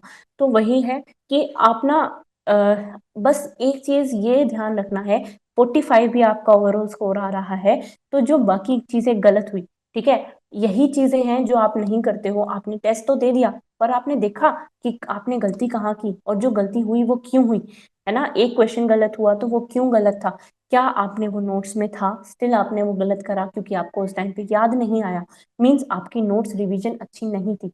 या फिर ऐसा हुआ कि आपने वो क्वेश्चन उठाया, लाइक आपने देखा ये तो मैंने कहीं पढ़ा ही नहीं है, आपने उसको गेस किया, आपने गलत कर दिया, इसलिए गलत हो गया, है ना। तो मीन्स वो कुछ नया कॉन्सेप्ट है, उसका रेशनल जो उसमें गिवन है उसको एक बार गो थ्रू करो और अपनी मिस्टेक नोटबुक में लिखो, ताकि आपको आइडिया हो कि हाँ नेक्स्ट टाइम अगर ये कॉन्सेप्ट कहीं भी पूछा जाए तो आप वो क्वेश्चन गलत ना करो। हर टेस्ट में, हर एमसीक्यू में आपको यही ध्यान रखना है। तो कोई बात नहीं अगर आपका स्कोर 45 आ रहा है, और जो अगर पुराने टेस्ट दोबारा दे रहे हो तो 65 to 70 आ रहे हैं, क्योंकि वो आप पहले कर चुके हो, आपको आपको लाइक सबकॉन्शियस माइंड में पहले ही पता है इसका आंसर ये है, आपके मार्क्स अपने आप ज्यादा आ रहे हैं, है ना। बस जो गलती कर रहे हो उसको सीख लो कि गलती क्यों करी, गलती कहाँ हुई, ठीक है, और वो गलती दोबारा ना हो। ये ध्यान रखना, जब भी डिमोटिवेशन फील हो ना, या मार्क्स ही नहीं आ रहे, है ना, इतना गलत हो रहा है, तो ये ध्यान रखो कि अब आप उन क्वेश्चंस को जो गलत किया उनको इतने अच्छे से पढ़ोगे कि अगर ये क्वेश्चन दोबारा आया, ये क्वेश्चन वहां एग्जाम में आ गया, तो वहां गलत नहीं होगा। यहाँ जितने ज्यादा गलत हो जाए उतना ज्यादा बेटर है, क्योंकि सही जो होते हैं ना आंसर, लाइक आपने एक क्वेश्चन पढ़ा, आपने थोड़ा गेस लगाया कि शायद ये होगा, आपको ठीक से रेशनल याद नहीं है, बट आपने गेस किया कि ये है, और आपने टिक कर दिया, ठीक है, और वो ठीक भी हो गया, आप उसको पढ़ोगे ही नहीं, आप उसके रेशनल पे ध्यान दोगे ही नहीं। पर अगर आपने क्वेश्चन गलत कर दिया, आप उसके रेशनल को पढ़ोगे, अच्छा ये था। तो वही है, जितने ज्यादा क्वेश्चन गलत हो उतना ज्यादा बेटर है, आप उनको इतने अच्छे से पढ़ो कि दोबारा आ जाए तो गलत ना हो। ठीक है, प्रीवियस ईयर क्वेश्चंस का बेस्ट सोर्स क्या है? प्रीवियस ईयर क्वेश्चंस देखो, अ, आपकी टारगेट हाई में भी गिवन है, आपका एनएनएल जो है ऐप उसमें भी प्रीवियस ईयर क्वेश्चंस बहुत अच्छे से गिवन है। और अब उसमें ना कुछ लाइक हाँ बिल्कुल एज इट इज क्वेश्चन तो सारे नहीं मिल सकते हैं, बट एटलीस्ट लाइक जो क्वेश्चन डिस्कशन सेशंस होते हैं ना, लाइक नोट्स एंड प्रीलिम्स होगा आपका जिस दिन 11 तारीख को, उसी दिन 11 तारीख को ही इतनी वीडियोज आ जाएंगी कि क्वेश्चन पेपर सॉल्व कराएंगे जो, तो ऐसे ही प्रीवियस ईयर की कोई मतलब ऐसी वीडियोस हो आप वो देख सकते हो। या फिर मास्टर स्ट्रोक एक बुक है वॉल्यूम 2, मास्टर स्ट्रोक वॉल्यूम 2 में ओनली प्रीवियस ईयर क्वेश्चंस दिए हैं नोटसेट के। नोटसेट 2020 से 2024 तक के जितने भी क्वेश्चंस हुए हैं मास्टर स्ट्रोक वॉल्यूम 2 में सब गिवन है, बिल्कुल ऐसे गिवन है लाइक नोटसेट 2020 प्रीलिम्स के question of subject community health nursing और ऑफ सब्जेक्ट ओबीजी, ऐसे बहुत अच्छे से गिवन है। तो मास्टर स्ट्रोक वॉल्यूम 2 उठा लो प्रीवियस ईयर क्वेश्चन के लिए, वो तो करनी ही करनी है, क्योंकि प्रीवियस ईयर जब तक आप नहीं करोगे आपको नहीं आइडिया कि कौन से टॉपिक हाई यील्ड है, कौन से ये लेस इंपॉर्टेंट टॉपिक्स हैं। तो मास्टर स्ट्रोक वॉल्यूम 2 उठाओ और उसको सॉल्व करो, और प्लीज करना, ठीक है। नॉर्सेट 7 जब मैंने दिया था मेंस, प्रीलिम्स में मास्टर स्ट्रोक वॉल्यूम 2 थी ही नहीं, जब मैंने मेंस दिया तब वो बुक मिली थी, लाइक प्रीलिम्स से मेंस के बीच में जो टाइम था मैंने उसमें वो सॉल्व की थी वो बुक, और वो बुक बहुत अच्छी थी। जरूर करना, प्रीवियस ईयर क्वेश्चन सबसे इंपॉर्टेंट होते हैं, ठीक है। क्या क्वेश्चन रिपीट होते हैं, मिनिमम और मैक्सिमम चांसेस कितने? क्वेश्चन कोई भी रिपीट नहीं होगा, ठीक है। अगर आप ये सोचो ये सारे क्वेश्चन सेम पिछले साल आया था सेम अभी आ गया, बिल्कुल भी नहीं होगा, कॉन्सेप्ट रिपीट होंगे, ठीक है। लाइक एबीजी एनालिसिस, ठीक है। एबीजी एनालिसिस का एक क्वेश्चन आना बहुत बिल्कुल ऐसे है कि आएगा ही आएगा, बट ऐसा कभी भी नहीं होगा कि जो डिजिट्स पिछली बार आई थी सेम वही आ जाएंगी, है ना। लाइक पहले था कि pH 7.5 है और HCO3 है जो वो 40-50 पहुंच गया है, PCO2 कुछ और है, तो सेम वही आ जाए ऐसा नहीं होगा। वो कॉन्सेप्ट आएगा, एबीजी का कॉन्सेप्ट आएगा ही आएगा, बट वो कॉन्सेप्ट किसी भी तरह से आ सकता है। लाइक वो आपको बता सकते हैं कि सपोज कि एक पेशेंट है उसको मेटाबॉलिक एसिडोसिस है, तो उसकी एबीजी वैल्यूज का क्या होंगी, ऑप्शंस आ जाएंगे, ठीक है। या फिर हो सकता है कि एक पेशेंट का एबीजी वैल्यूज आ जाए और उसकी पूछ लें कि ये कंपनसेटेड है, पार्शियली अनकंपनसेटेड है, या फिर एनजी सेक्शन पे है पेशेंट, तो उसको क्या हो सकता है, मेटाबॉलिक एसिडोसिस हो सकता है, एल्कलोसिस हो सकता है। ये सब क्वेश्चंस हैं, बट वही है कि कॉन्सेप्ट रिपीट होंगे। अगर आपका कॉन्सेप्ट क्लियर है एबीजी एनालिसिस का तो आपका वो टॉपिक वो एमसीक्यू ठीक है, ठीक है। तो ये सोच के मत जाना कि कोई भी क्वेश्चन रिपीट होने वाला है, बट जो कॉन्सेप्ट थे वो रिपीट होंगे। लाइक सीपीआर है, सीपीआर के जो कॉन्सेप्ट हैं वो रिपीट होंगे, सेम क्वेश्चन नहीं आएगा पर सीपीआर के जो कॉन्सेप्ट हैं उसी में से कुछ ना कुछ आना है, ठीक है। ईसीजी है, ईसीजी आएगा ही आएगा, लिख के ले जाओ, ईसीजी आएगा। और ईसीजी में क्या आएगा, वही, ऐसा नहीं है पिछले साल एट्रियल फ्लटर आया तो इस बार भी एट्रियल फ्लटर आ जाएगा। इस बार ऐसा हो सकता है कि एट्रियल फ्लटर आए कि एट्रियल फ्लटर है, पहले पहले पिछले साल पूछ लिया कि एट्रियल फ्लटर आइडेंटिफाई करो ईसीजी कौन सा है रिदम है, एट्रियल फ्लटर आंसर है। इस बार हो सकता है आपको बोले कि एट्रियल फ्लटर है एक पेशेंट को, तो उसका मैनेजमेंट क्या होगा, है ना। तो कुछ भी ऐसे आ सकता है, कॉन्सेप्ट वही रहेंगे, तो कॉन्सेप्ट स्ट्रॉन्ग करके जाना, ऐसे उम्मीद में मत जाना कि लाइक किसी बुक में से डायरेक्ट क्वेश्चन आने वाला है, किसी बुक में से ये आ जाएगा, ऐसा नहीं होगा। कॉन्सेप्ट आएंगे, बट ये फॉर श्योर है कि कॉन्सेप्ट सेम आएंगे। एमसीक्यू के लिए कौन सी बुक से प्रैक्टिस करूं? अगर आप ये सोच रहे हो कि सिर्फ लास्ट 10 डेज के लिए सजेस्ट करूं, तो मैं यही कहूंगी कि अब थोड़े बहुत एनक्लेक्स मोज भी उठा लो, वहां से करने हैं सॉल्व वहां से कर लो, या फिर स्ट्राइक नोसिट सीरीज है वहां से थोड़े बहुत कर लो। बट अगर आप इन जनरल पूछ रहे हो कि किस बुक से करने चाहिए, तो मैं यही सजेस्ट करूंगी, सबसे पहले तो मास्टर स्ट्रोक वॉल्यूम 2 उठाओ क्योंकि उसमें प्रीवियस ईयर क्वेश्चन है। उसके बाद उठाओ टारगेट हाई क्योंकि उसमें इमेज बेस्ड क्वेश्चन है एंड फैक्ट बेस्ड क्वेश्चन है। एंड थर्ड उठाओ एनक्लेक्स मोस्ट भी क्योंकि उसमें clinical based priority based question है। तो इन 3 बुक से आपके सारे टाइप ऑफ क्वेश्चंस कवर हो जाएंगे। और उसके बाद ऐसा नहीं कह रही कि सिर्फ ये 3 बुक करो और आपका डन है, एमसीक्यूज जितने ज्यादा करोगे उतने ज्यादा बेटर है। उसके बाद आपके पास एनएनएल का क्वेश्चन बैंक है, उसके बाद एनएनएल स्ट्राइक सीरीज है, पीआर यादव है, एनक्लेक्स सॉन्डर्स है, बहुत कुछ है। लाइक जो बेसिक है पहले वो कर लो, उसके बाद आपकी कैपेबिलिटी है कि आप कितना कर सकते हो, ठीक है, तो फिर वो करो। देन इज मैम टारगेट है 6th एडिशन बुक, ठीक है, और 8th एडिशन बुक। देखो, देखो यही है कि ना, मतलब एडिशन इज व्हाट, अपग्रेडेशन, है ना। लाइक 6th एडिशन में कुछ अपडेट्स नहीं थी, like not set 6th addition जब था तब नॉर्सेट 6-7 हुआ ही नहीं है अगर, तो उसमें 6-7 के क्वेश्चंस कहाँ से होंगे, है ना। जो कोई अपडेट्स आई हैं, जो गाइडलाइंस आई है 6th एडिशन के बाद, वो 6th एडिशन में नहीं होगी, 8th एडिशन में होगी। ठीक है, लाइक 20 to 30% हर एडिशन में कुछ अपग्रेडेशन होता है, कुछ नए एमसीक्यूज जुड़ते हैं, कुछ नए कॉन्सेप्ट जुड़ते हैं, कुछ ऐसी सब चीजें होती हैं। ठीक है, बट ऐसा कुछ नहीं है कि आपके पास 6th एडिशन है फिर भी 8th एडिशन लो ही लो, मैं ये कहूँ कि उसको छोड़ो, अब नया एडिशन आया नया एडिशन लो, ऐसा कुछ नहीं है। अगर आपके पास 6th एडिशन है आप वहां से पढ़ लो, बट हाँ वही है, 10 to 20% अपग्रेडेशन होगी। अगर आप नई ही बुक ले रहे हो तो नया एडिशन लेना, अगर आपके पास पहले से बुक है आप वो पढ़ लो, कोई बात नहीं। ठीक है, ऐसा कुछ बहुत ज्यादा मिस नहीं होगा। आप नोट्स बना रहे हो, आप इतने एमसीक्यूज कर रहे हो, जो गाइडलाइंस वगैरह हैं, अपग्रेड्स अपग्रेडेशंस हैं, वो आपको कहीं ना कहीं से मिल ही जाएंगे। ठीक है, तो अगर, बट अगर नहीं ले रहे हो बुक, कि आपके पास एक भी टारगेट हाई नहीं है, तो आप न्यू एडिशन लो। Any other MC sorry, any other question?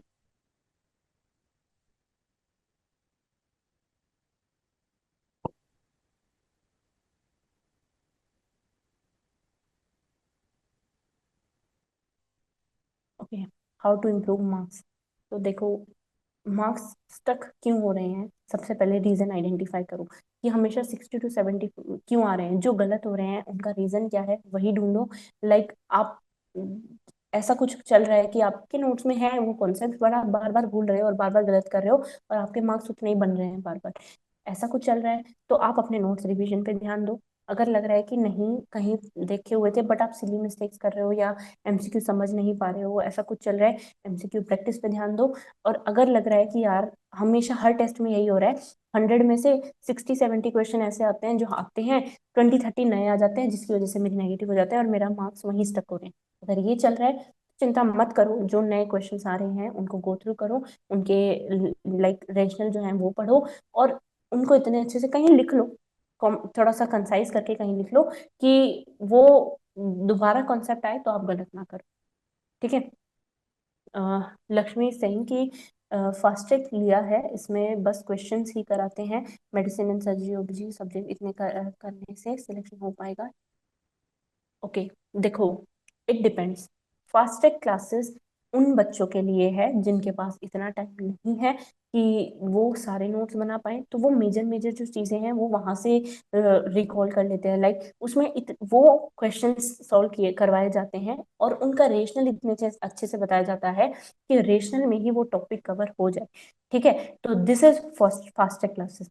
अगर आप लाइक नॉर्सेट 11 के लिए प्रिपेयर कर रहे हो तो आई वुड सजेस्ट कि फास्ट ट्रैक पे डिपेंड मत होइए।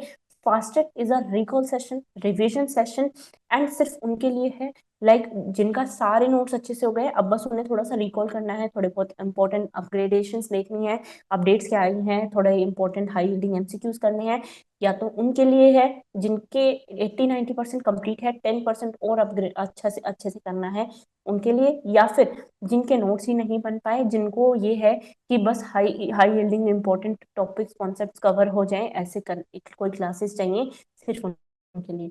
ठीक है, अगर आपके पास टाइम है थ्योरी वाला बैच लेने का और उसको कंप्लीट करने का, तो आप फास्ट ट्रैक क्लासेस पे रिलाई मत होइए, आप पहले अपना बेसिक सारा कवर कीजिए, उसके बाद आप अपना रिवीजन अच्छे से करो, फिर लगे कि टाइम है, अब नोट्स वगैरह सब हो गए हैं, फास्ट ट्रैक भी ले सकते हैं तो आप फास्ट ट्रैक भी ले लो, या लगे कि कोई टॉपिक कोई सब्जेक्ट मिस हो गया है, ढंग से नहीं हुआ है, उसकी फास्ट ट्रैक क्लासेस ले लो, ताकि हाई यील्डिंग एमसीक्यूज कॉन्सेप्ट सब कवर हो जाए।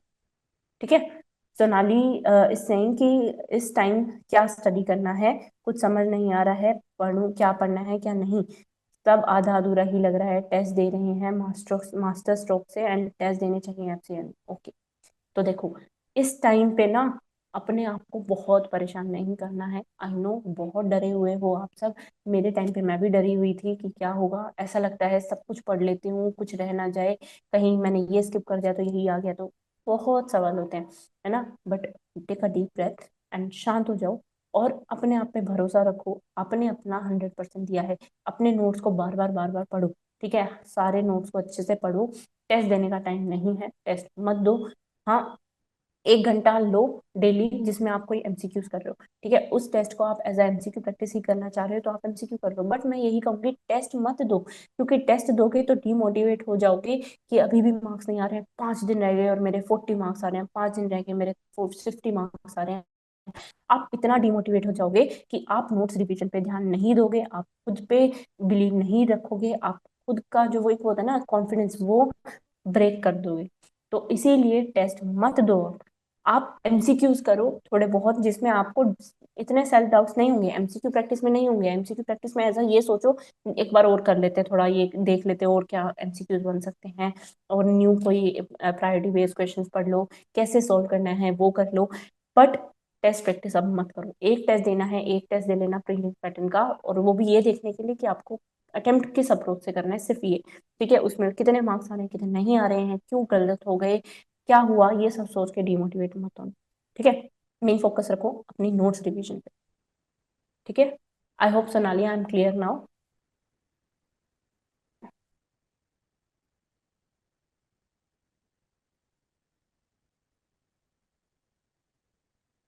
ओके, एनएनएल प्री टेस्ट में 71 करेक्ट थे, वेरी गुड। आपका अच्छा स्कोर था, बट फिर नेगेटिव कितने हुए, है ना, ओवरऑल स्कोर कितना बना, and what was your rank? Okay, 8 incorrect है, वेरी गुड। आपका स्कोर अच्छा चल रहा है, आपको, हाँ, ओवर कॉन्फिडेंट नहीं होना है, बट आपका स्कोर अच्छा चल रहा है, आपको परेशान नहीं होना है। ठीक है, तो अच्छा ही है जो आपके मार्क्स चल रहे हैं, अच्छे हैं, खुद पे बिलीव रखो, आपका जो स्कोर है और अच्छा आएगा वहां पे, टेंशन नहीं लेनी है। ठीक है, you are doing so good. Any other doubt?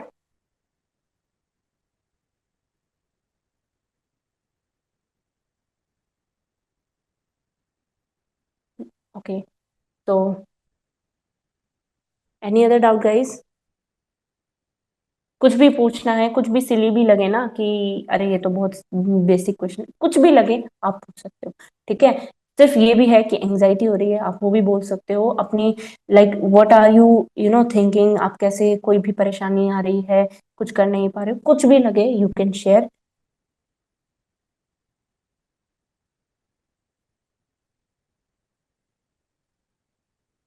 Okay, आप जैसे कंफर्टेबल हो आप वहां से दो। ठीक है, आप वहां से एमसीक्यू प्रैक्टिस करो। ग्रैंड टेस्ट अभी आई डोंट थिंक कि आपको देने चाहिए। एक, अगर आप देना चाहो, लाइक आज थर्ड है, 6 7 अप्रैल के अराउंड आप देना चाहो आप दे सकते हो। एक टेस्ट देना बस, वो भी प्रैक्टिस करने के लिए कि एग्जाम में बैठना कैसे है, कैसे देना है। एक पेपर लेके बैठना और उसमें साथ साथ थोड़ा लिखते जाना कि कितने अटेम्प्ट करो, कितने स्किप करो, कितने अटेम्प्ट कितने स्किप, ताकि एक ओवरव्यू चलता रहे। ठीक है, ऐसी जो आज मैंने ट्रिक्स बताई वो सब यूज करके उस टेस्ट में देखना, ताकि आपको पता हो कि, सॉरी, मैंने मैंने जितना भी बताया है वो हर बच्चे के लिए नहीं है। सबकी अपनी अपनी एक इंडिविजुअलिटी होती है कि आपके लिए क्या काम करेगा, है ना। तो वो देखने के लिए आप ये ट्रिक्स यूज करो, जो आपके लिए बेटर ट्रिक हो आप वो एग्जाम में जाना और ट्राई करना। ठीक है,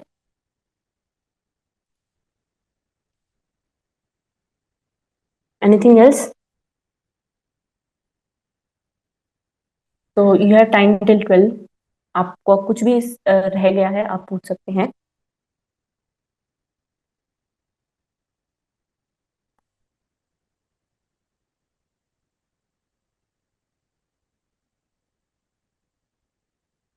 ओके, तो सोनाली, ओवरव्यू इज कि आज हमने डिस्कस किया कि हमें लास्ट 10 डेज में क्या रिवाइज करना चाहिए, एंड आई टोल्ड एवरीवन कि revision is the most important part, कि ज्यादा से ज्यादा नोट्स रिवीजन पे ध्यान देना है। MCQs daily, like 50 to 100 MCQs आप कर सकते हो, बट ऐसा नहीं करना है कि 3 से 4 घंटे में खत्म कर रहे हो। 1 से 2 घंटे एमसीक्यूज को दे सकते हो, उससे ज्यादा नहीं देनी है। ठीक है, मेन फोकस आपको नोट्स रिवीजन पे रखना है, क्योंकि अब नोट्स को टिप्स पे करने का टाइम है, कॉन्सेप्ट बिल्डअप का टाइम नहीं है। कुछ भी नया नहीं उठाना है कि आप कुछ नया पढ़ने बैठ रहे हो, जो आपका पहले से है आपके नोट्स में, आपने उसको नहीं रिटेन किया। ठीक है, देन इज कि जो एग्जाम में अप्रोच क्या होनी चाहिए एग्जाम को अटेम्प्ट करने की। आई हैव टोल्ड एवरीवन कि 100 में से ट्राई करो 85 तक अटेम्प्ट करो, 85 से अबव जा सकते हो तो गुड, 85 से नीचे सिर्फ तब जाना जब आपको लगे कि बिल्कुल भी रिस्क नहीं ले सकते, क्योंकि वो आपका गलत ही होगा, आपने वो टॉपिक कहीं नहीं पढ़ा, वो कॉन्सेप्ट कहीं नहीं देखा। अगर ऐसा कुछ क्वेश्चन टकरा रहा है तो ही नीचे जाना, वरना मत जाना। जितना नीचे जाओगे अटेम्प्टिंग में उतनी ही नेगेटिव मार्किंग तो 10 से 15 होगी ही होगी, तो स्कोर और कम जाएगा। ठीक है, तो ये सब चीजें सोच के देना है, एंड ओवरऑल स्कोर आप आपका ट्राई करो 60 अबव अगर हो, 60 अबव अगर आप स्कोर कर रहे हो, आप अच्छा स्कोर करोगे, आपकी लाइक कोई भी रिजर्वेशन है, कोई भी कैटेगरी कुछ भी है, आप 60 अबव हो तो आपका एग्जाम प्रीलिम्स क्लियर है, आप मेंस की तैयारी करने बैठ जाना। 55 के अबव अगर हो तो सेफ स्कोरिंग है, ओवरऑल 55 स्कोर अगर है, ठीक है। 55 से नीचे जितने जाओगे उतना ज्यादा आपका खतरा बढ़ेगा कि लाइक सिलेक्शन के चांसेस कम होते जाएंगे, ठीक है। तो ऐसे अटेम्प्ट करना है। सेट 1 जब खुले 18 मिनट्स होंगी आपके पास, फर्स्ट 9 to 10 मिनट्स में सारे क्वेश्चंस को पढ़ो, फर्स्ट क्वेश्चन उठाओ, उसको गो थ्रू करो, आता है टिक करो, नहीं आता थोड़ा सोचना पड़ेगा, मार्क फॉर रिव्यू करो, नेक्स्ट पे जाओ।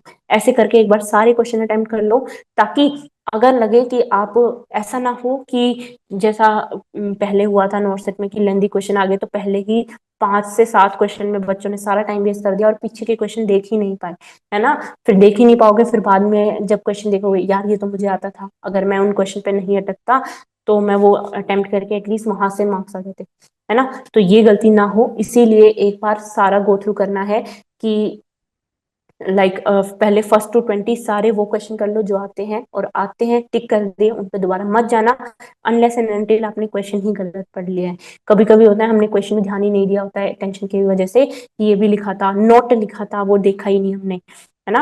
तो ये सब गलती नहीं होनी चाहिए। उसके बाद जो मार्क फॉर रिव्यू किए हैं आपने, मार्क फॉर रिव्यू को गो थ्रू करो कि अगर गेस कर पा रहे हो, लाइक सपोज 5 क्वेश्चन आपने मार्क फॉर रिव्यू करे, 5 में से आप ये डिसाइड करो कौन सा क्वेश्चन है जो आपको स्किप करना है, जो क्वेश्चन आपको बिल्कुल नहीं आता, और कितने आप उनमें से गेस कर सकते हो, रिस्क ले सकते हो, ठीक है। तो हर सेट में आपको ट्राई करना है, ऐसा ना हो हर सेट ऐसा होगा कि एक सेट मुश्किल एक सेट डिफिकल्ट, ऐसा नहीं होगा, सारे सेट बिल्कुल सेम लेवल ऑफ डिफिकल्टी होगा, ठीक है। तो अगर फर्स्ट सेट ज्यादा मुश्किल आ गया जिसमें आपको 15 से 16 ही अटेम्प्ट कर पाए, तो सेकंड सेट में आपको ट्राई करना होगा कि आप 18 to 19 जाओ, ठीक है। थर्ड अगर लग रहा है आपको थर्ड इजी है, आप कर सकते हो 20 by 20 भी जाओ, ठीक है।